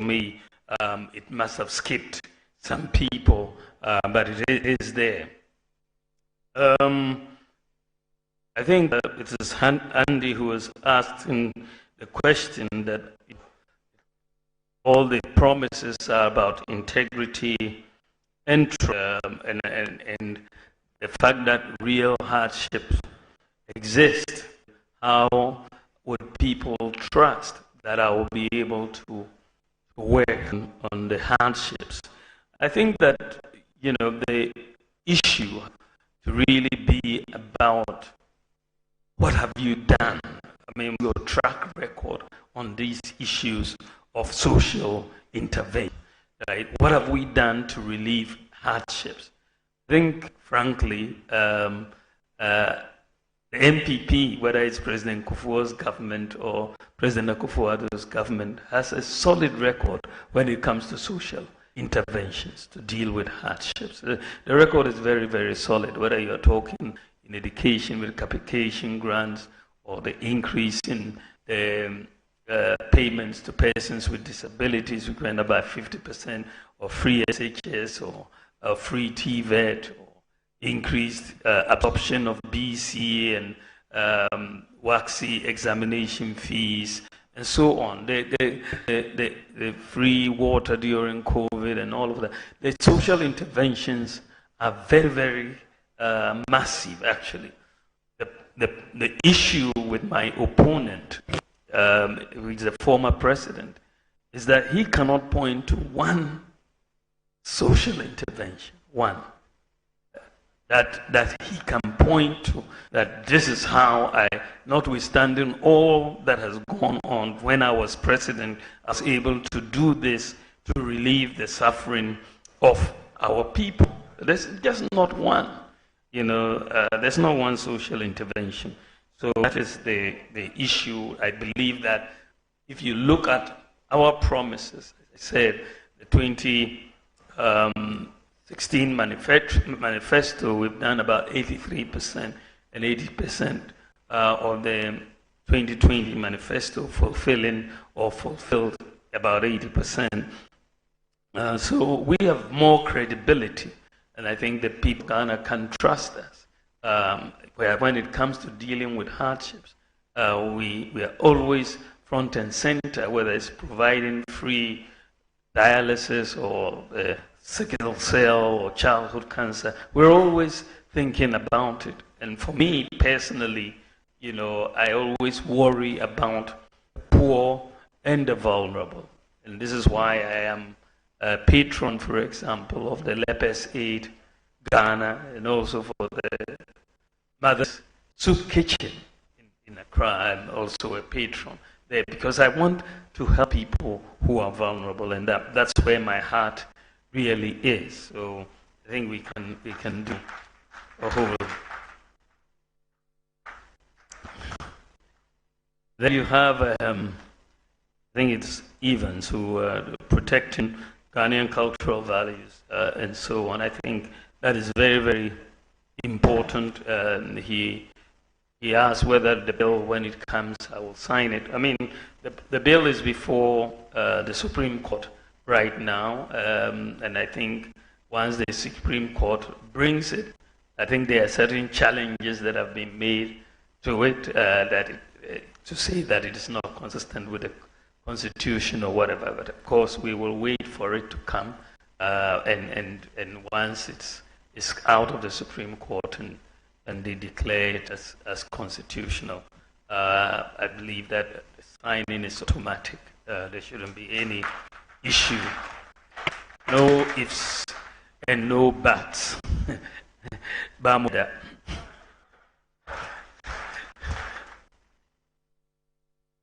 I think that there is the issue of protecting our water bodies. And I think that, first of all, restoration of our forests, we've undertaken to target about 30,000 hectares of degraded areas for reforestation and plantation, and also establishing 1,000 hectare bamboo and rattan plantations annually for watershed protection, and also providing tree seedlings and plantain stackers in the National Reforestation and Plantation Program. I've also talked about small-scale mining and how we want to reduce the practice that I'm saying indiscriminate digging by using data from the Geological Survey Department to direct the miners into particular community mining schemes, and sort of using mercury-free gold catcher machine technology to help them extract the gold without destroying the water bodies.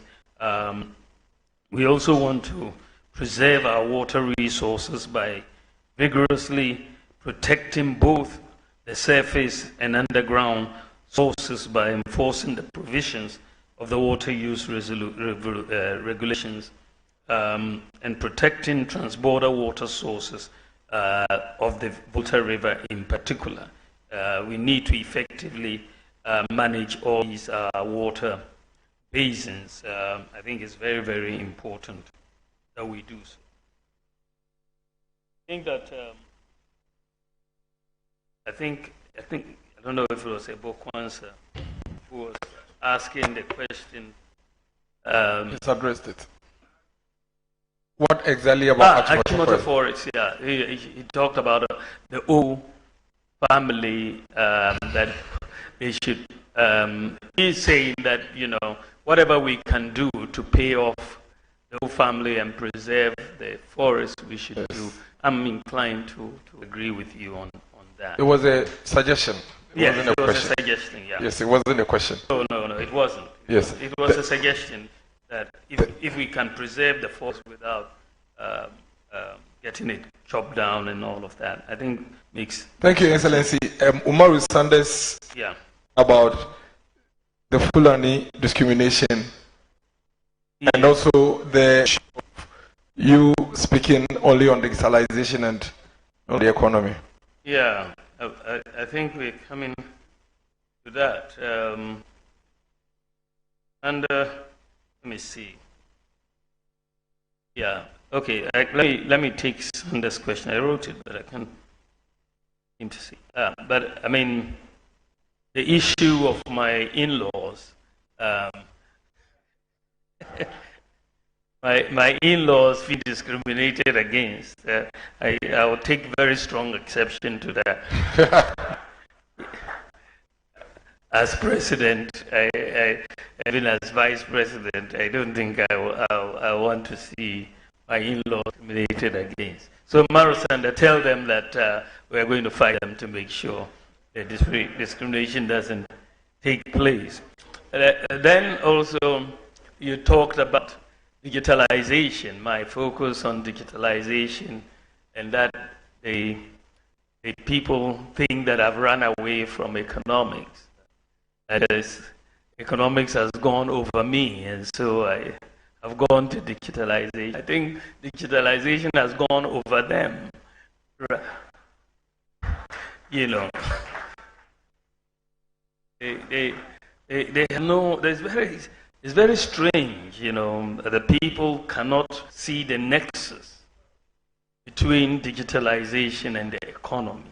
And it just doesn't make sense. When I spent a year at Oxford University in 2009 as a researcher in the economics department, I wrote a book on monetary policy and financial sector reform.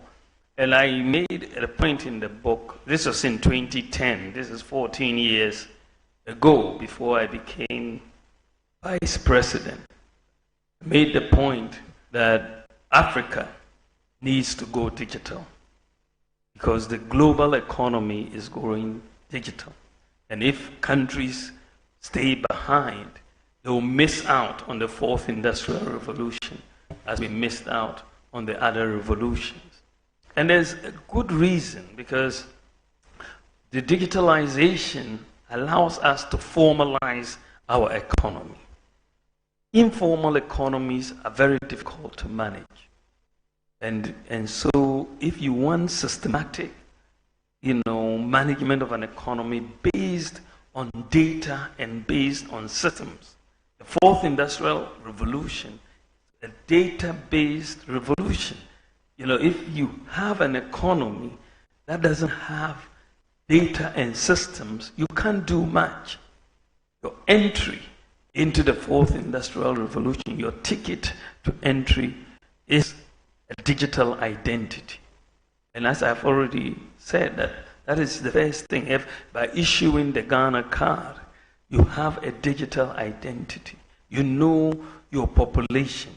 Today, when a child is born in Ghana, right, at the point of weigh-in, you give the child a Ghana card ID as well as a birth certificate ID. We are the first country in Africa to get this done. We are getting these two IDs. So, and not long, we are going to see NIA is going to go to all the schools and issue all the children with Ghana card IDs. So we will have a complete database, and they've done the pilot, so I expect them to start before the end of this year. You have a complete database of the whole country. Everybody is accounted for. If a child is not in school, you will know, because they will not be in the school database, but they would have been born. You can only manage an economy when you have the data on the people, properly. So I think that the digitalization allows us to do some independence to 2016. Only 4% of our people had tax identification numbers. Only 4%. But by making the Ghana card ID, that we've been able to solve that problem, and therefore we have 85% in there. How do we get somebody with a bank account? You go through mobile money interoperability. You get the digital framework working. And then suddenly Ghana is the #1 country in terms of financial inclusion. We've been working at this matter since independence. But Ghana is 100% access to financial inclusion. The only country in Africa with 100% access to financial inclusion. This is economics. When you talk about financial inclusion, you're talking about economics. Look at the savings that people are making, just staying at home and paying their electricity bill, or renewing their national health insurance, or buying something on the internet or whatever. Just, you're expanding economic possibilities when you move in this direction and so on. So when you are talking about moving away from economics, no, in fact, any economy which doesn't digitalize will be left behind. And so I believe right now, what we are doing right now in Ghana, we are really at the forefront of the digital economy in Africa. We are at the forefront of the digital economy. What we are doing right now, many countries are not able to do. Many countries will take a much longer time to do. I was telling somebody, even in the UK, they don't have digital ID cards. Tony Blair was proposing to Steinmeier that they should move to issue digital IDs. They don't have digital IDs in the United States. They are now talking about doing digital identity in the United States. The EU has asked all their countries to make sure they issue digital IDs by 2030. How do you manage an economy without address systems, addresses? If you go to the UK, US, Canada, and you collapse their address system today, those economies will collapse just because they don't have addresses. We had to address that problem. For 60 years of independence, we didn't have a solution. We were going piecemeal. But by just bringing in the Ghana Post GPS and moving to a digital property address system, Ghana solved that problem just like that. And that has economic repercussions. You look at Ghana.gov, all these people on one platform, look at the efficiency, and so many problems that we've lived with since independence. So many problems since independence. We have been able to solve them because of digitalization. And this is now going to give us the foundation to really grow jobs and the businesses in this country. That is where we are going. So people who don't understand digitalization need to think through some of these things. This is where the world is going. And I am just at the forefront in terms of policy of moving this in this country. And that is why some people don't understand. And then I think Ebukwanza was talking about people calling me a liar, and then you go, and that is I said to someone, well, at least I'm not called a murderer, as my boss was called, or I'm not called a drug dealer, or even I'm not called government one.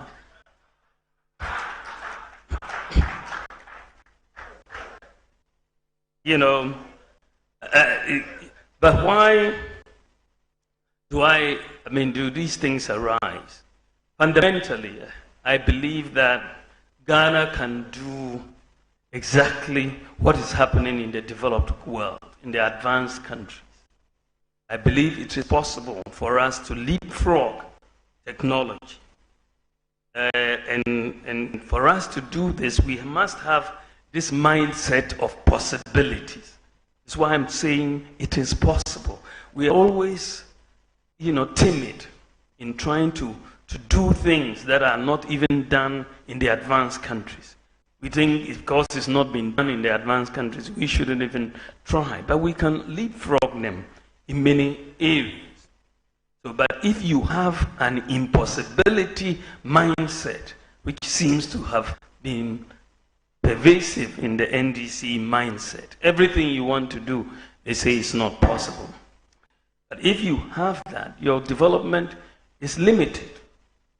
But when other countries are going to Mars, why would you think earthly things are not possible?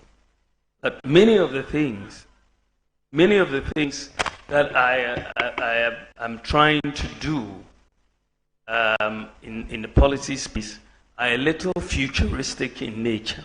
Many people don't seem to usually understand them at the time when I start talking about them. They immediately come and say, oh, well, he's lying. You remember when I talked about drones coming into Ghana? What did they say? That I was lying, that the drones are coming to take pictures of naked women in their bathrooms. That was the response about drones. And when I said Ghana was the world's largest medical drone delivery service, they said, he's lying, it's not true. When we talked about digital property address system, they said he was lying. This is not this thing. When I said that mobile money interoperability, Ghana was the first in Africa to do mobile money interoperability between bank accounts and the Momo account that we have done. They said I was lying, but usually after they say I'm lying, when I'm proven right, they don't come back to say I was right. When I said that you could use the Ghana card to travel from outside Ghana into Ghana, they said I was lying. Today, people are using it and traveling very easily. When I said we're going to build hostels for IA, they said I was lying. And then we've built hostels, they've not said anything. When I said we'll restore teacher training allowances, they said I was lying. When I talked about the rent advance loans so that people will not have to pay rent advance through the National Rental Assistance Scheme, they said I was lying. Free SHS, when we talked about it, they said it was 419. Agenda 111, when I mooted this idea about Agenda 111 and we announced it, they said it was a lie, it was not feasible.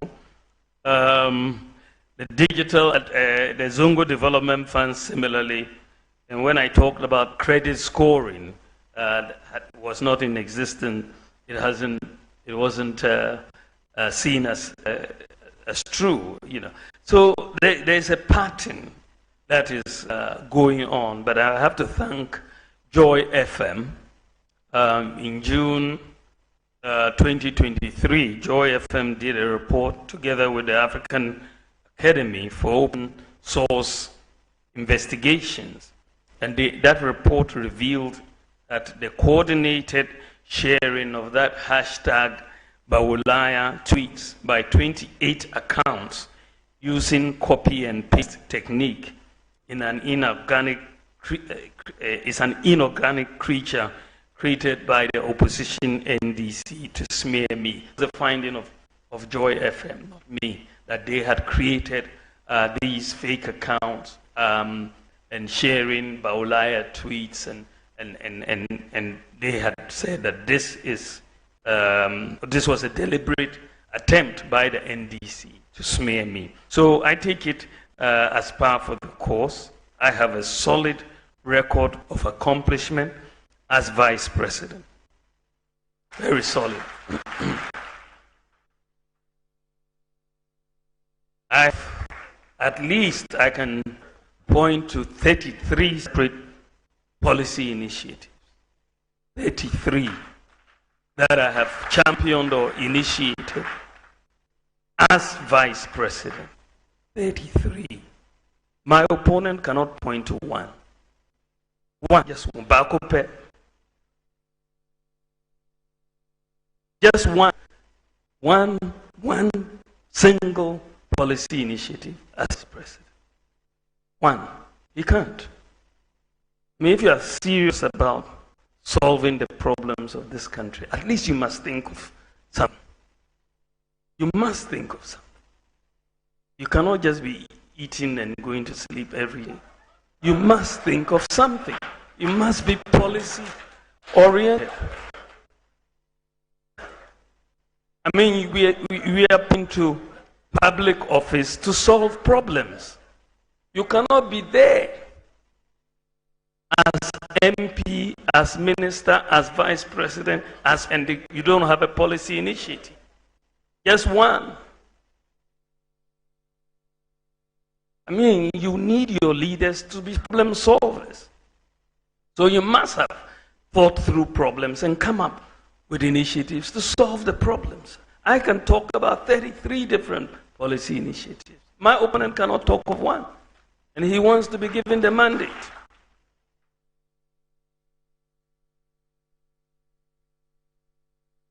Question about the Zongo Development Fund. We just wrap up with the Zongo Development Fund question. Then we'll take a question from Bloom. Then I have also been called out the same way at TV3, and let me add GH1 as well. Let's give fair reportage. It's fine. Report as you want to report, but don't cut my state when you know it's not complete. It's unfair. So please, that's what we are saying. We are not telling you what to report. We are only saying that if I make a full comment and you bring one part of it and report on it, you are deliberately setting me up for something to satisfy your own agenda.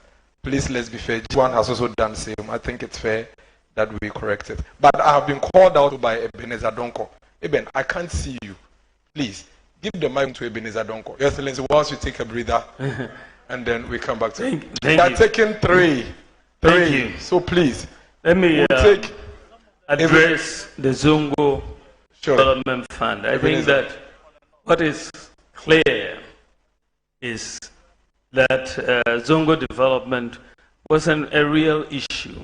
The Zongos, for the most part, had been used as political fodder by politicians.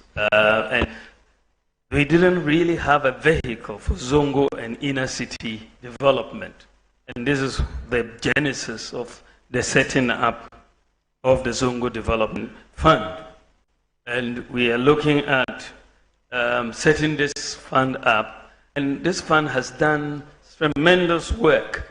We've had over 200 completed projects in various areas like education, health, infrastructure, vocational training, entrepreneurial support, sports, and so on. We've done over 70 new classroom blocks are being constructed. 45 have been completed and commissioned in various Zongos. We've constructed over 30 ICT and community libraries in Zongo communities. We've renovated and provided, various schools and provided dual desks to several. Over 5,000 dual desks have been provided, and we've provided tertiary education grants to over 1,000 students. And we've given scholarships to 40 brilliant but needy students from Zongo communities to study medicine in Cuba. And we've donated about 50,000 texts to be distributed across the country. Over 1,000 youth from Zongos of the country have been trained and supported in various vocational skills, soap making, beads making, hairdressing, and so on. And then we've also seen a number of chip compounds constructed from health facilities in Zongo communities.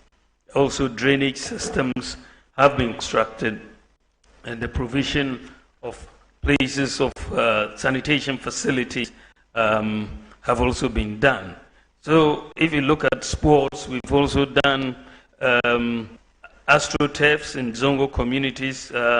17 have been completed, and we've done 100 mechanical water systems in many Zongos across the country.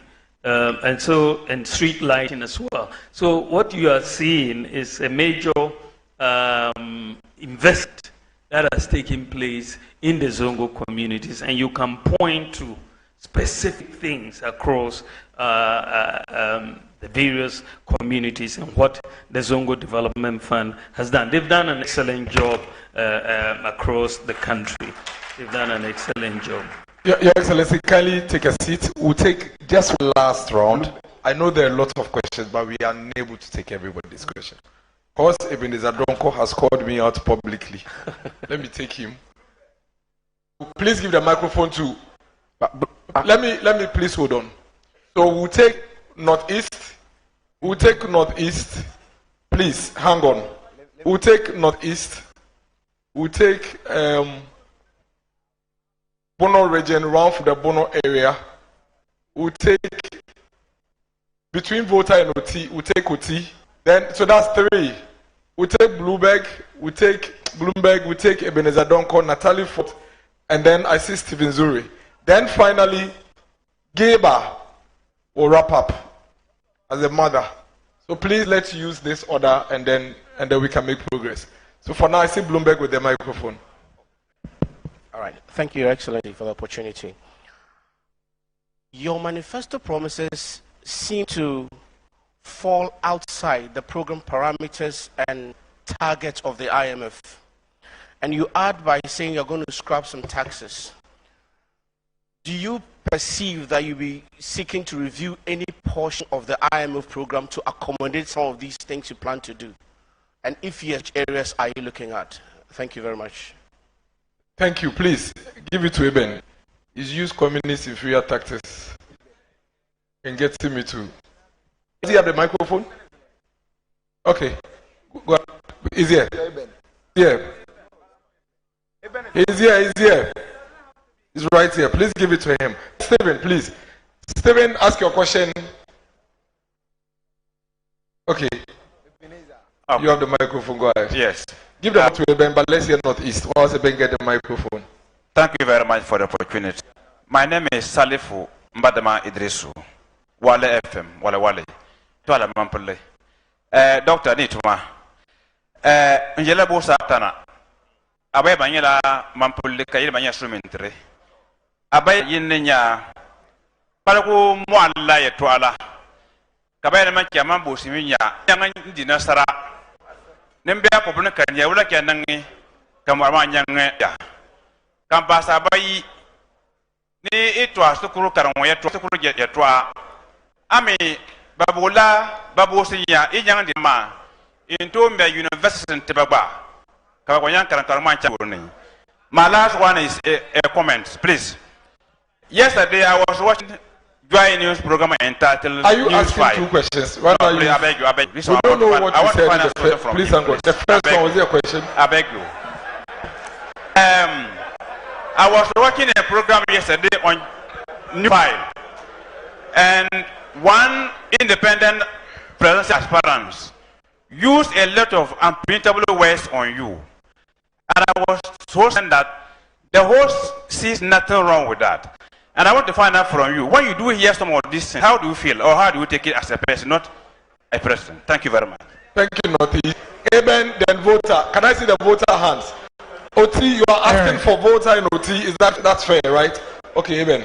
All right, thank you very much. So my name is Eben. I'm at YFM Ghana.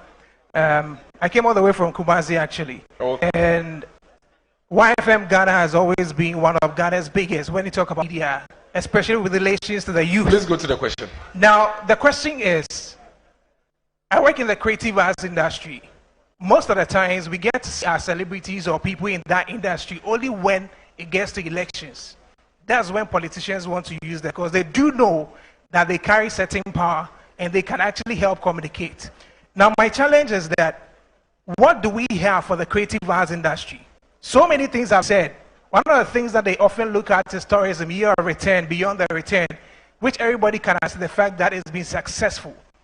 Now, what are we doing with our movies? What are we doing with our music, our internet? Because today, we can change the narrative and perception about Ghana with movies. But unfortunately, our movie industry is kind of on a decline. When you talk about actors and actresses, we get to hear of them when they're on their sick beds. There's nothing for them, any kind of pension scheme, any kind of thing for them. What do we have for the creative arts industry? Saying we hold a huge power to actually change the narratives of this country. And creative arts industry also gets to employ thousands of people. Tourism, look at all the tourism sectors across the country. I remember speaking to one of the tourism sector ministers about... Please wrap, Eben. Sure. You get to some part. So my question is that what do we have for the creative arts industry? It shouldn't just be what we say. What are practicable steps we have for the creative arts industry? Thank you, Eben. Please give the microphone to OT region. Thank you very much. My name is Baba Adabik. OT region, we all know, is an infant region with many problems as far as development is concerned. But one major problem that I would like to ask the Vice President, if Ghanaians give the mandate to become the president, our number one problem is the bridge over River Oti. We all know that Oti is one of the food baskets in the country, and we also know that that road is an important road for motorists from the northern region coming down to the south and the vice versa. But the problem is government had promised the people of Oti, after we've been given the region, that a bridge will be constructed over River Oti. Since then, nothing has been done, or we've heard nothing. Now, when you given the mandate to become the president, what will you do for the people of Oti? Paul Adom Ochre. Then Yama will come, and then we are done. Hello. Miracles, do I have the floor? Yes, Paul. Thank you very much. Good evening, Mr. Vice President and colleague journalists. I think we've been a very interesting time. Mr. Vice President, I covered the NPP presidential primaries in 1998. I covered election 2000. I covered the NDC contest for election 2004, the one between Mills and Kwesi Botwe. I covered election 2004, 2008, 12, 16, 20. I have never seen a presidential candidate, whether in opposition or in government, focusing his campaign to the people about policy initiatives and policies that have been achieved. I also covered the UK election in 2001 for Tony Blair, and I covered also the UK election in 2019. You will find in those places that they were always articulating policy, what can be done, what can be solved. You will find here in all of those historical elections that we were not doing that until Mahamudu Bawumia arrived on the scene. Mr. Vice President, whatever happens in December, you have changed the politics of Ghana and Africa for a long time to come. I have nothing more useful to add except that God bless you. Thank you, Paul. God bless you. God bless you too. Yakunama. Yakunama. Please take the microphone to Upper East, Natalie Ford, and then Kasapa. Thank God that finally grace led me for me to be called. Good evening, Your Excellency, and thanks for the opportunity. I go back to the manifesto. Improved, you proposed a number of new tax regimes. You talked about Ghana's ports being competitive to that of Togo. We know Togo is mainly duty-free. Is Ghana ports going to be duty-free? And if you do that, coupled with the number of taxes and levies you intend to abolish, then there will be shortfall in revenue, which we know that the budget we draw year by year is highly dependent on loans and donor support. So if there are shortfalls in revenue, how are you going to make up, and how will you fund all these lofty promises? Thank you. Thank you, Yakurama. Upper East, please, and then Bono. Please, wait. Upper East, go ahead. Straight to the question, please. Good evening, Vice President. In 2019, you accompanied the President to Palting, widely known as Talisi District, to cast salt for the construction of the Kolgo multipurpose dam. Years down the line, nothing has happened. I mean, nothing substantial has happened. What has been done is that 11.9 million US dollars have been paid for some. No, for some, it is no work done. Now, I want to ask your understanding of what that money was used for, and if you think it is prudent use of the taxpayers' money. You've also said that you're going to ensure that it is constructed. We know in 2019, when the sword was cut, it was estimated to cost nearly $1 billion US dollars. Please, your question. Nearly $1 billion US dollars. Now it is 2024. It is not going to cost same. We know things have changed. What is the estimated cost now? And the last one. No, you have only one question. Please give to Natalie Ford. Natalie Ford, then Kasapa.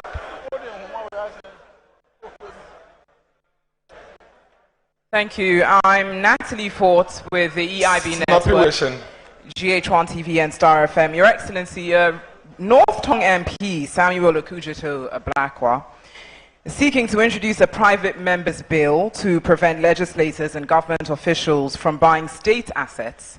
In the event that you're sworn into office, is this a bill that you would assent to? Okay, thank you. Please give it to Kasapa and then come to give the microphone to the Bono rep. Kasapa.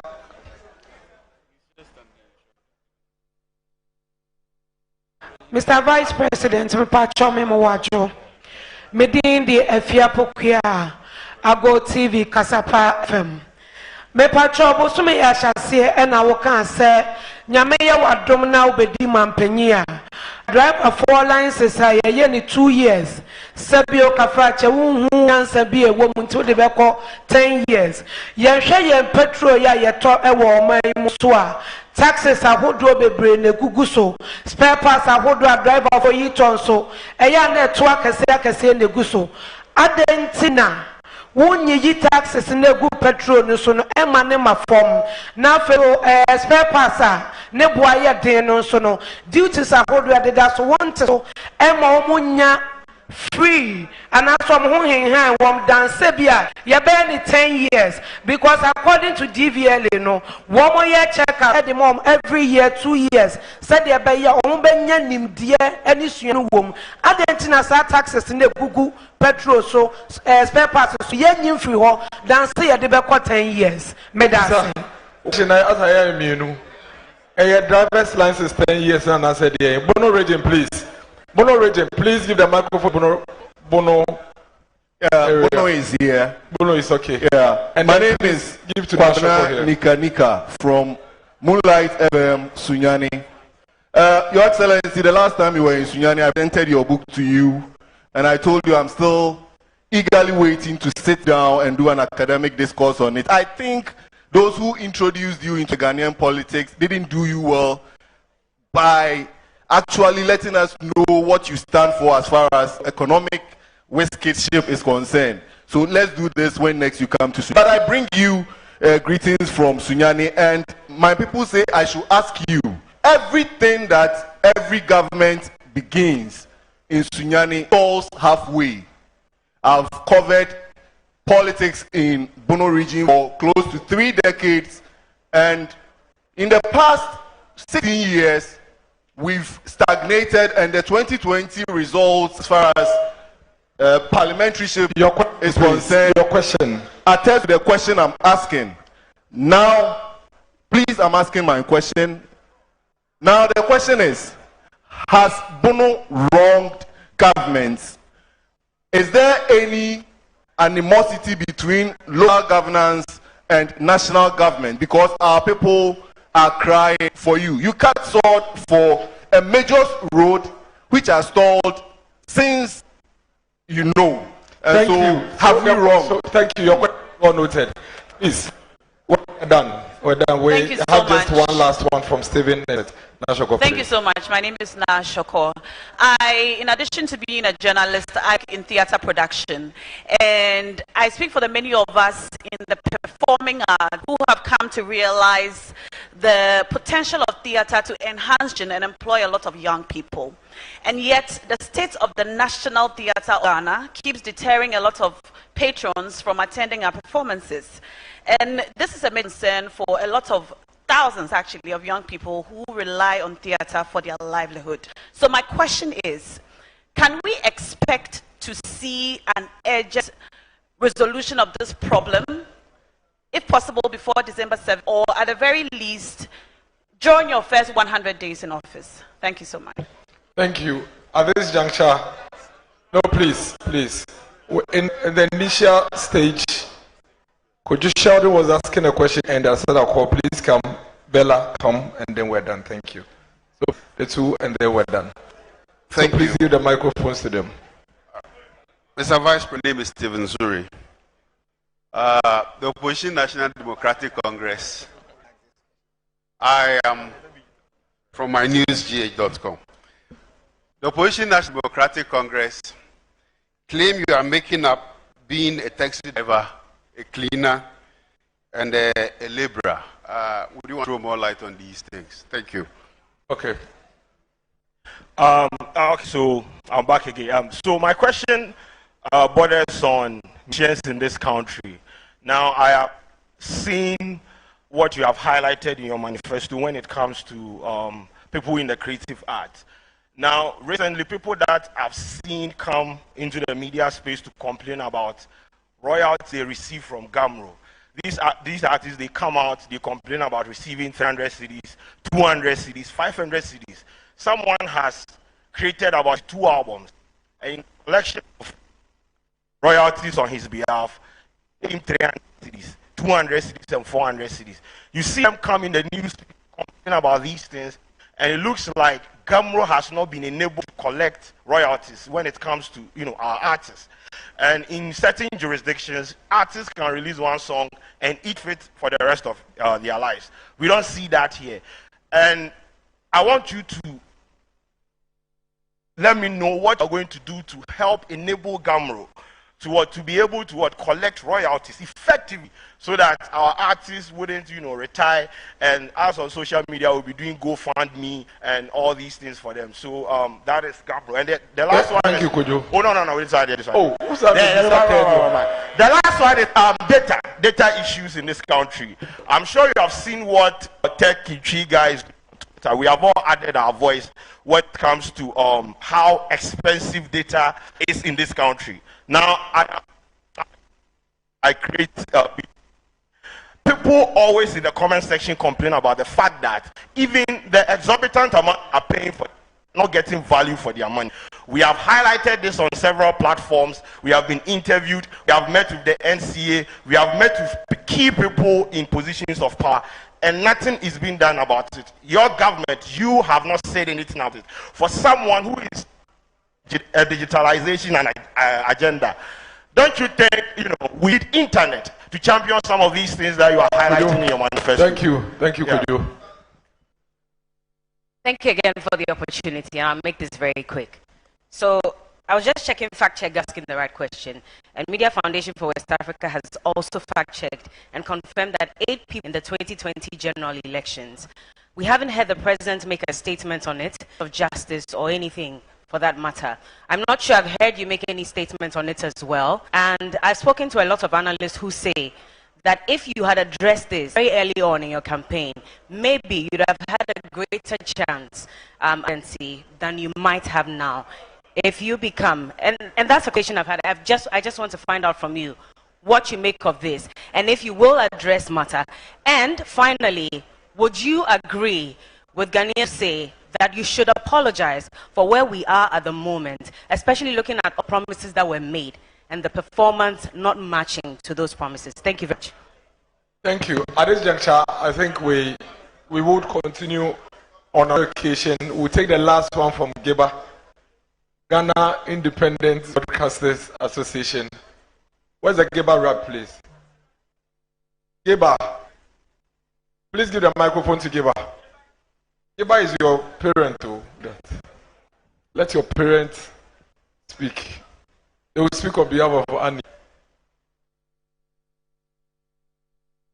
Thank you, Mr. Vice President. In Ghana, as at the end of 2022, we had a significant 832 TV stations, of which 707 radio authorizations and 120 TV stations to service our population of 4 million. The free-to-air broadcasting model is an invaluable tool for governments, politicians, and citizens alike, and serves over 90% of our population.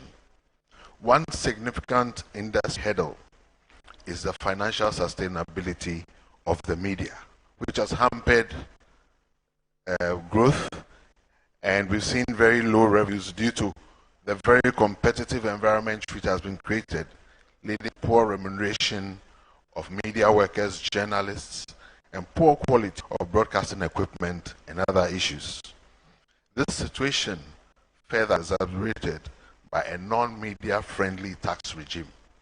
Current high tax burden is challenging for most media houses and businesses, and the FTA media specifically have been facing pressure of the attempted introduction of an additional tax line, which is the CST, the Communication Service Tax, a consumer-designated tax as an additional tax for radio and TV stations that had free-to-air service.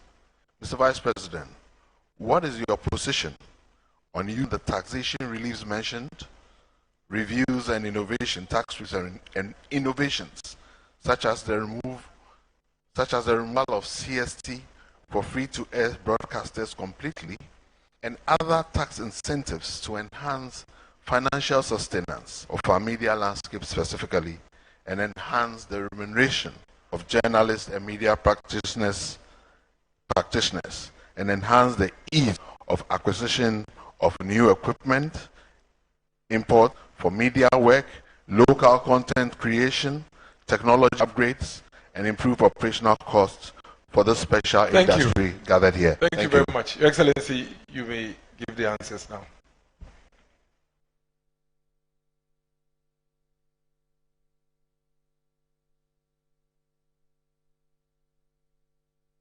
We are timing you at this point. Okay, I'll try to keep it short.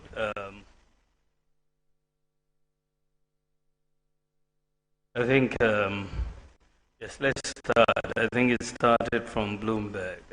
The targets of our fund program vis-a-vis my proposals, especially the scrapping of some taxes and so on. I don't see any inconsistency at all between what I am proposing and the fund program that we are engaged in. If you read my proposals very carefully, I start off by saying that we are going to bring down government expenditure by 3% of GDP. The proposals in terms of the tax cuts I'm proposing will not even come up to 0.5% of GDP. So, you have more than enough space to fund what I'm talking about. So I think that the issue at the end of the day for the program is to make sure we maintain fiscal sustainability. And you will see that in addition to reducing the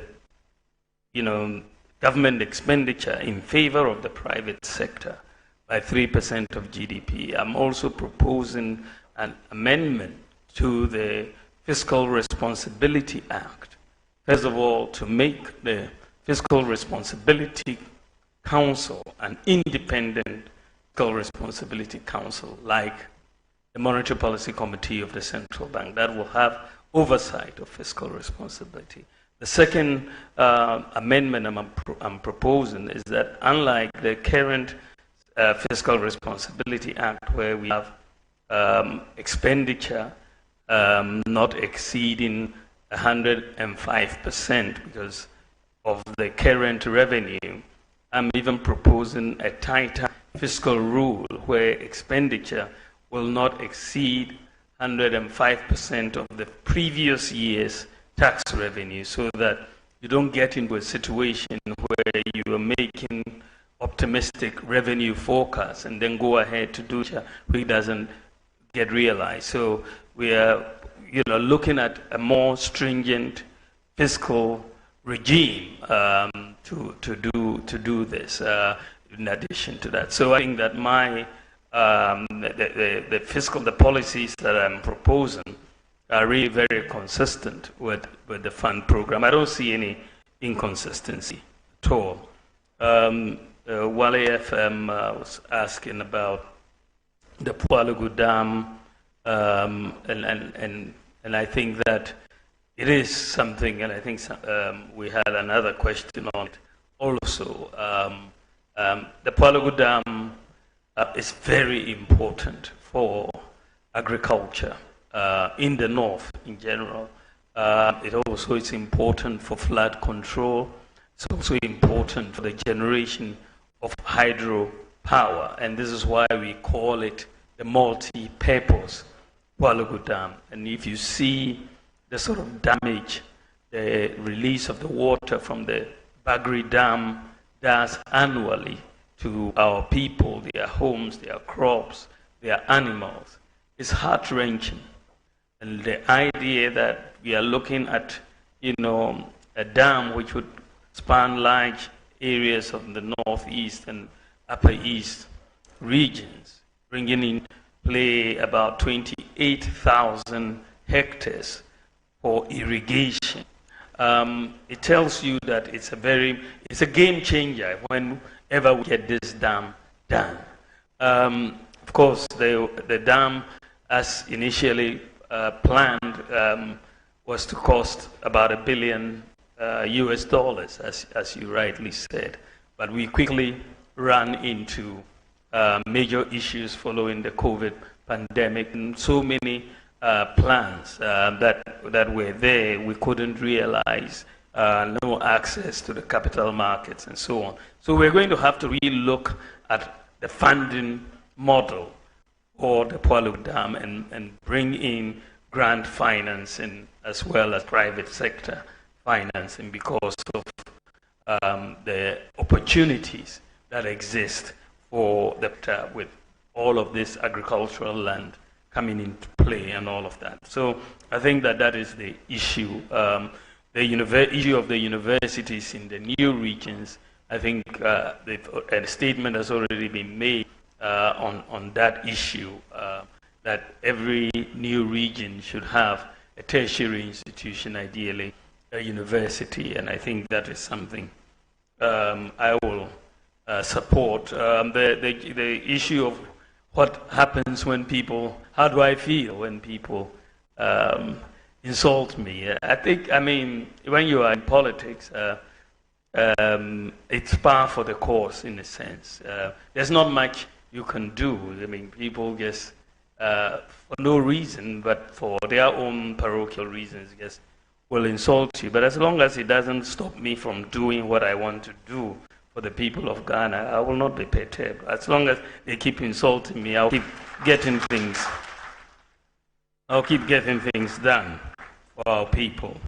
I think that the issue has come, I think, in the area of the creative arts. I think it's a very, very, very important area for our economy. It's one of those areas, frankly, that over the time we have not really invested enough in. But my own view is that the returns to investment in this area are huge, because we have just natural born talent in this country, talent that cannot be really replicated in many areas, and talent that we can get a lot out of in terms of the economy and so on. So my general view of the creative arts area and tourism is that it's a major growth pole for the economy, an area that we should pay attention to and invest in. If you look at what we've done so far in the area of the creative arts and so on, in the area of governance, we've set up the National Film Authority to evolve the dynamics of sustaining and culturally conscious film industry. We passed the Creative Arts Bill and set up the Creative Arts Agency to develop the creative arts industry. The LI on tourist sites was also passed, and we've completed the draft on the creative arts education policy. In terms of infrastructure, which is usually the tourism and the creative arts tend to go hand in hand. We've completed the Kwame Nkrumah Memorial Park, the upgrading of the Kintampo Falls, the Bunsu Eco Park, the Nzulenzu Village, Salaga Slave Market, Pikworo Slave Camp, Tafe, Tome Monkey Sanctuary, Bonwere Kente Museum. All of these works have been completed, and we have ongoing projects in the Nationalism Park, Taneboasi Grove, Gees Park, the Creative Arts School, and Dentra Chechewere Eco Park. These are pieces of infrastructure that we are working on. Of course, in terms of marketing, as was noted earlier, we've instituted the Year of Return, the Beyond the Return, December in Ghana, Ghana Week in DC, Washington DC, and Ghana Week in South Africa. And we are providing support for various agencies. Grants have been given to Menchia Museum, Bisara Bewa, Pan-African Heritage Mission, the film support program for film producers, also by the Ghana Tourism Authority. You have the film pitch by the National Film Authority, and the support for several festivals and events, including the Chalawote, Little Havana, Rhythms on the Runway, Bedside Festival, and so on. So I think that if you look at some of these things that we've been doing, there's been quite a bit that has been done, and we need to do quite a bit more. I think that one of the areas that I was having a discussion yesterday, I think, which has just also been mentioned here, essentially to do with a collection of royalties and how it was brought to my attention yesterday by someone just in a discussion. And I think that is something that we have to, because it looks like the nature, from what I hear, some of our artists have designated people either in the United States or somewhere to do the collection of the royalties and so on. We need to have a better approach and help Camro in this area. I think that we're going to use tax incentives, including the flat tax, to incentivize private sector investments in tourism and the creative arts. We want to implement an e-visa policy for all international visitors to Ghana to make visa acquisition fast, and roll out a visa-free policy for all nationals of Caribbean countries visiting Ghana. We'll also establish, in partnership with the private sector, a streaming and digital management platform for Ghanaian content developers in the creative arts industry. And we want to also establish a travel protocol service for the creative community to enable artists, performers, and other creatives honor international performances and shows. We want to do some of these things to really help the creative arts. I think for me it's a growth pool. It's an industry where if we really pay attention to, we can do a whole lot. The OT bridge again came up, and I think it's something that is still on the drawing board, and I don't think we need to give up on it. It's a critical bridge across the OT, and so I can see how important it is for all of us, and I would definitely be very interested in the OT bridge. Competitive duties, Togo. Togo is not duty-free.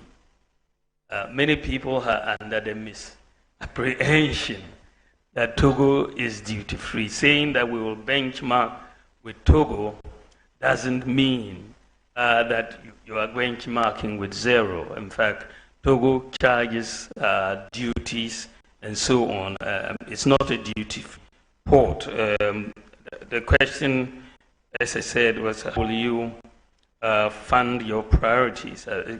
What I'm proposing is basically to expand the tax base. You want to expand the tax base by broadening the tax, digitalizing the tax, making the tax rate flat so that compliance is very easy for everyone. So I don't really, and then also reducing the government expenditure by 3% of GDP. I don't really see a funding challenge for our promises. In fact, there's no problem really to fund the promises that we are making, because they will be financed.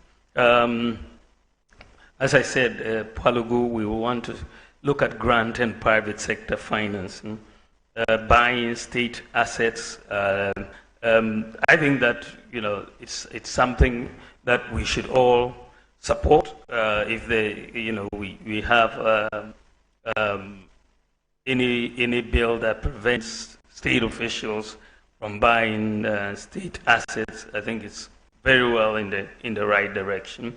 The issue about driver's licenses, as I said, we will move the validity to 10 years, but you renew it every 5 years. And we are hoping by moving to the flat duty for the imports, people will find that there's a bit more reasonableness in the duties that are being paid and a little bit more predictability in the duties that are being paid at the ports.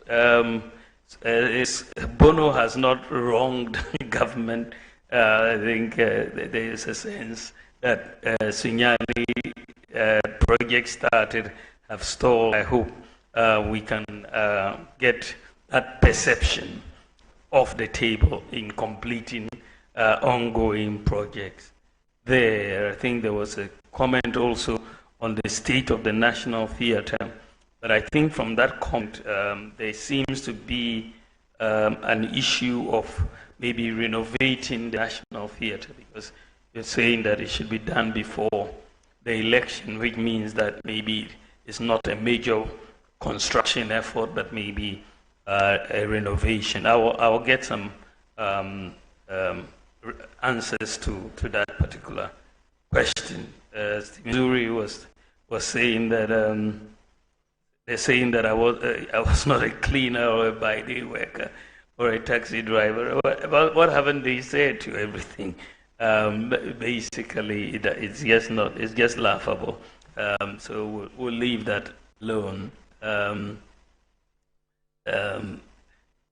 It's just, yeah. So then data is expensive. I totally agree with you, especially as we're trying to build a digital economy. So I've made the point in the manifesto, we've made the point in the manifesto that we need to bring down the cost of data. Thankfully, I think that Starlink is coming in at the end of this month. I'm hoping that some competitiveness will come, but I've also said that in our allocation of spectrum in the future, we need to focus more on inclusion and bring down the cost of data. So it is something that we are really going to pay attention to in the context of building this digital economy. And this is also why the cost of devices, we're trying to look at bring down the cost of devices like the mobile phones as we build this digital state that we are looking at, because we want to take off the import duties on the mobile phone. Yeah, so that is basically some of what we're trying to do. I think there was a question. I don't remember. Excellency, there's one question on the Yendi tax system. Yendi taxes? Yendi and Tamale, actually. Yeah, let me. Tax system. Yeah, okay, let me go. Let's go through it. I think it's a question that 8 people died in the 2020 election, and the president, or me, we have not commented on it. I'm not quite sure whether the president has commented or not. But any time we lose a life in any circumstance, it doesn't have to be an election. I think it's really a very sad event when you talk about loss of life for anybody. And so I think that it's very, very a sad occurrence if for people who died during the election, maybe out of conflict or something. So it is something that I hope the authorities, law enforcement authorities, have dealt with or are dealing with. I'm not quite familiar with the the full current status of that particular situation, but the people who are responsible should be brought to book to deal with this issue. The issue also, the question was also that should I apologize for not being a good economic manager? It's very interesting, you know, because when you look at the work that we have done, let me go through some of it. For the first time in our history, first time since independence, we have a national ID system. For the first time. For the first time in our history, championed national ID at birth for all children at birth, together with their birth certificates. Never happened in our history. For the first time in our history, with the Ghana card, you don't need a guarantor to get a student loan. First time in our history, Ghana has a comprehensive address system. We've struggled with this for 60 years. 60 years. It's only under our government, and with my initiative, that we have a comprehensive digital address system. For the first time in our history, you have 100% access to financial inclusion in Ghana. For the first time in our history. For the first time in our history, we have drones delivering medical supplies to 2,694 facilities and saving lives. 140,000 flights have been made so far to very remote parts of Ghana.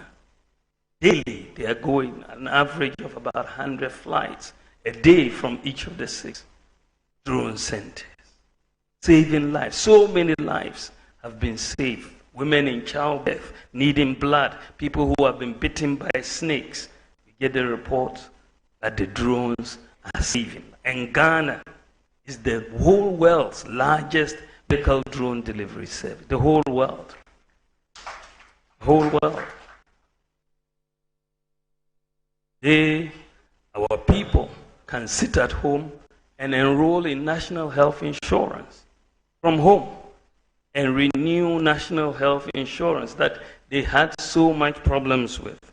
People can stay at home and buy electricity credit and pay their children's school fees and other things right on their mobile phone. Today, you have a lot of bureaucracy in the public service delivery space that has really been eliminated.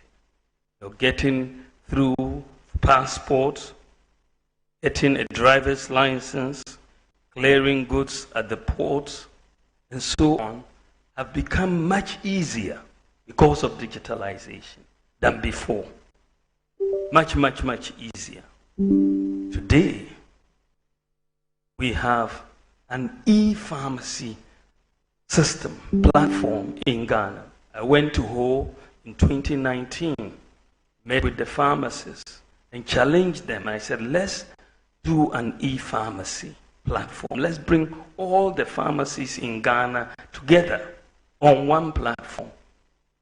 And today we have 2,456 pharmacies that have been brought together on one platform for the first time in our history.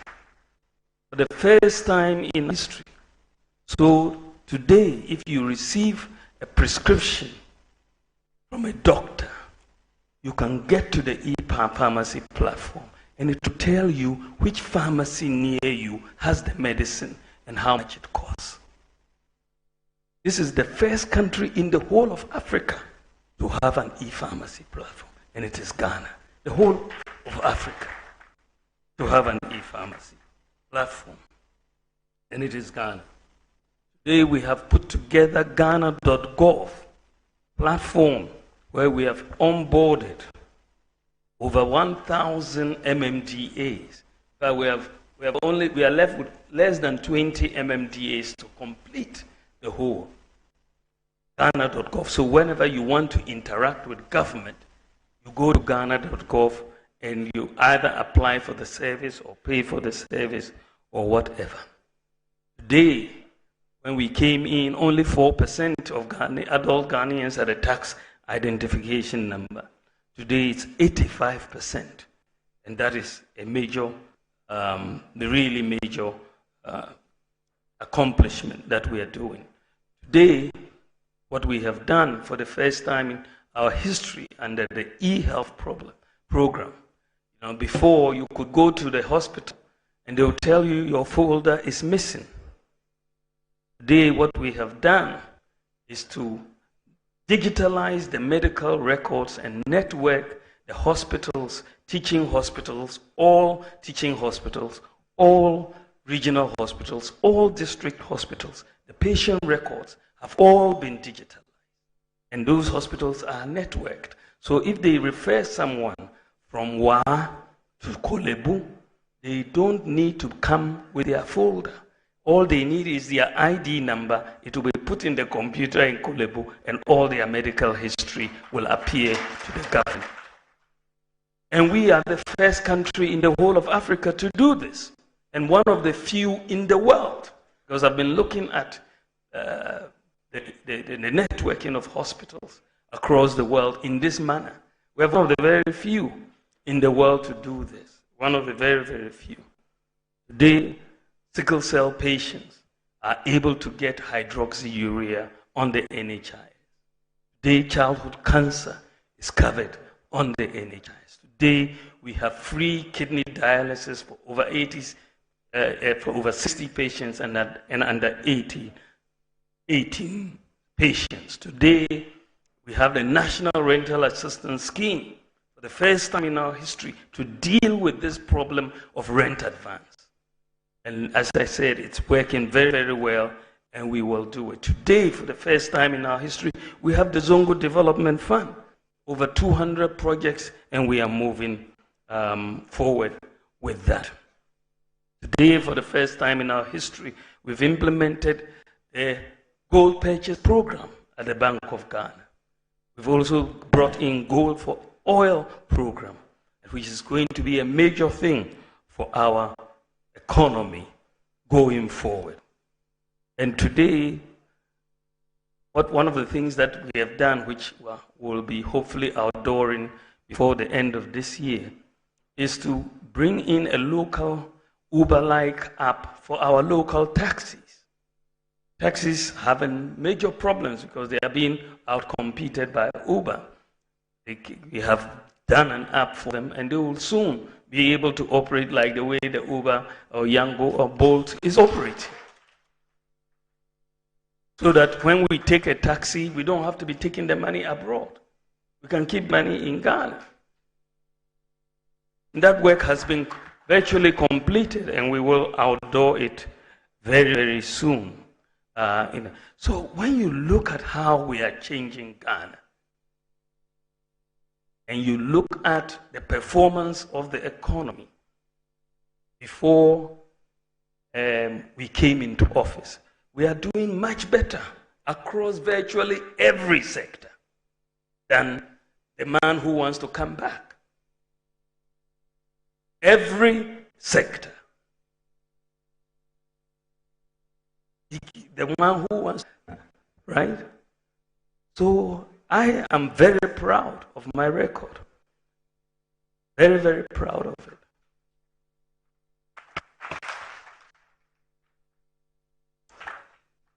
So the issue for GIBA was free-to-air model and the financial sustainability of it. I think that one of the things which as you spoke, I thought was very, very important for us and hopefully we may have to have a meeting to get a better fuller understanding. But I believe that the flat tax system that we are coming up with for many businesses will help, because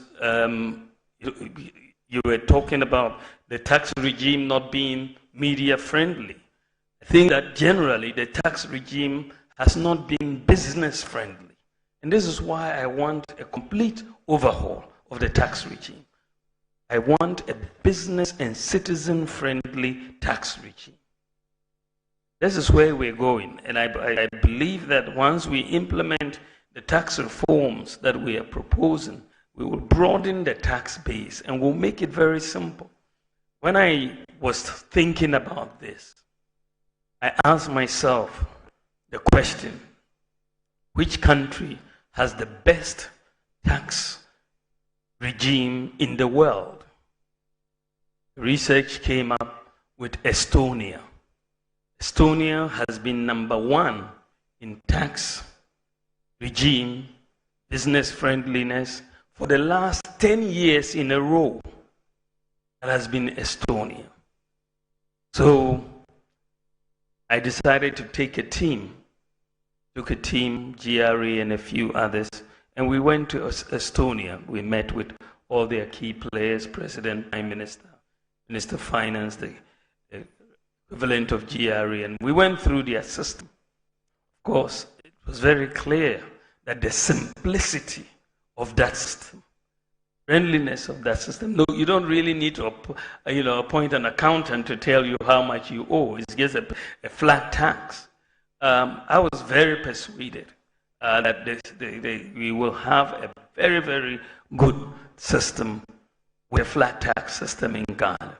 And this is where I wanted. So it's like you pay your tithe in church. Everyone knows exactly how much they have to pay. It's that situation. And that is why I want us to start on a clean slate. And that is why we are going to introduce a tax amnesty for businesses and individuals so that we all start on a clean slate in this area. I am very, very thankful for this opportunity. I am running for president because I believe I can really help transform this country.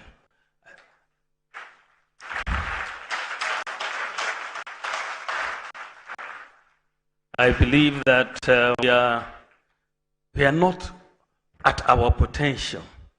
I believe it's really possible to really move this country in leaps and bounds. I believe we are limited in our mindsets. We are not believing that it is possible. I want to take Ghana on this journey of possibilities. I want us to overtake many of these countries. I want to create jobs for our people. I want to take care of the vulnerable. I want to educate our people and make sure that we build an economy, a world-class digital economy, which is based on systems and data. That it wouldn't depend. When your economy is based on systems and data, it doesn't depend on who you know. Because when it comes to who you know, then only a few benefit. But we want to move more towards a disciplined society, and systems bring discipline. More discipline as a society. Because in their countries, things work. People are disciplined because the systems are there to check you. Systems check you. And so I believe that we should put in place the systems, and we will get a more disciplined society and a more vibrant society, a prosperous society, a job-creating society. That's why I want you to help me to become president of the Republic of Ghana. Thank you very much. God bless you. Thank you very much, ladies and gentlemen. Like the Gen Zs will say, he's very mindful, cutesy, and very trying to get that on the level of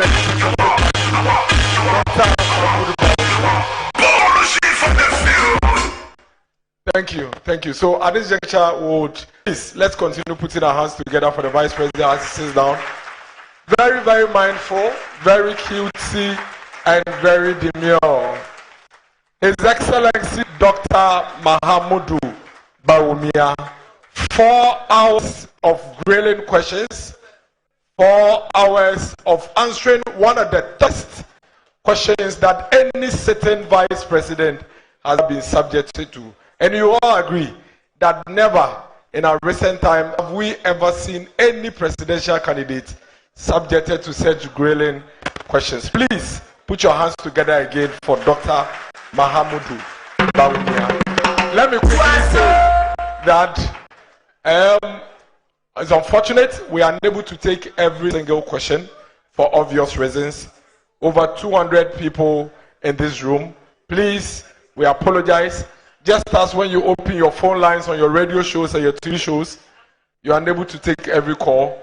Mr. Jantua, forgive me because you are unable to pick all your calls on your morning show. Forgive me. Taku, forgive me. There are going to be a lot more of such engagement. Annie, forgive us. And we'll engage more so we can ask a lot more questions.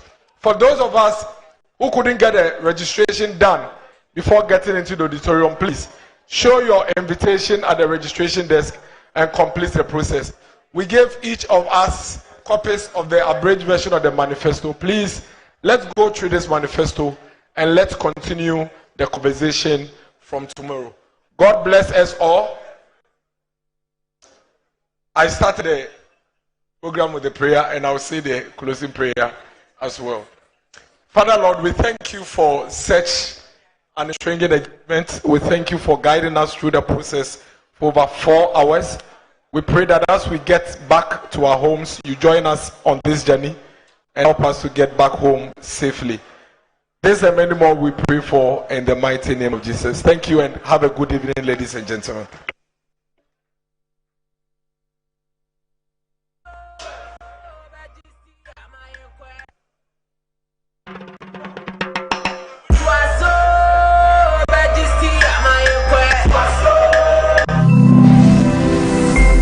Metro TV, insightful and inspiring moments.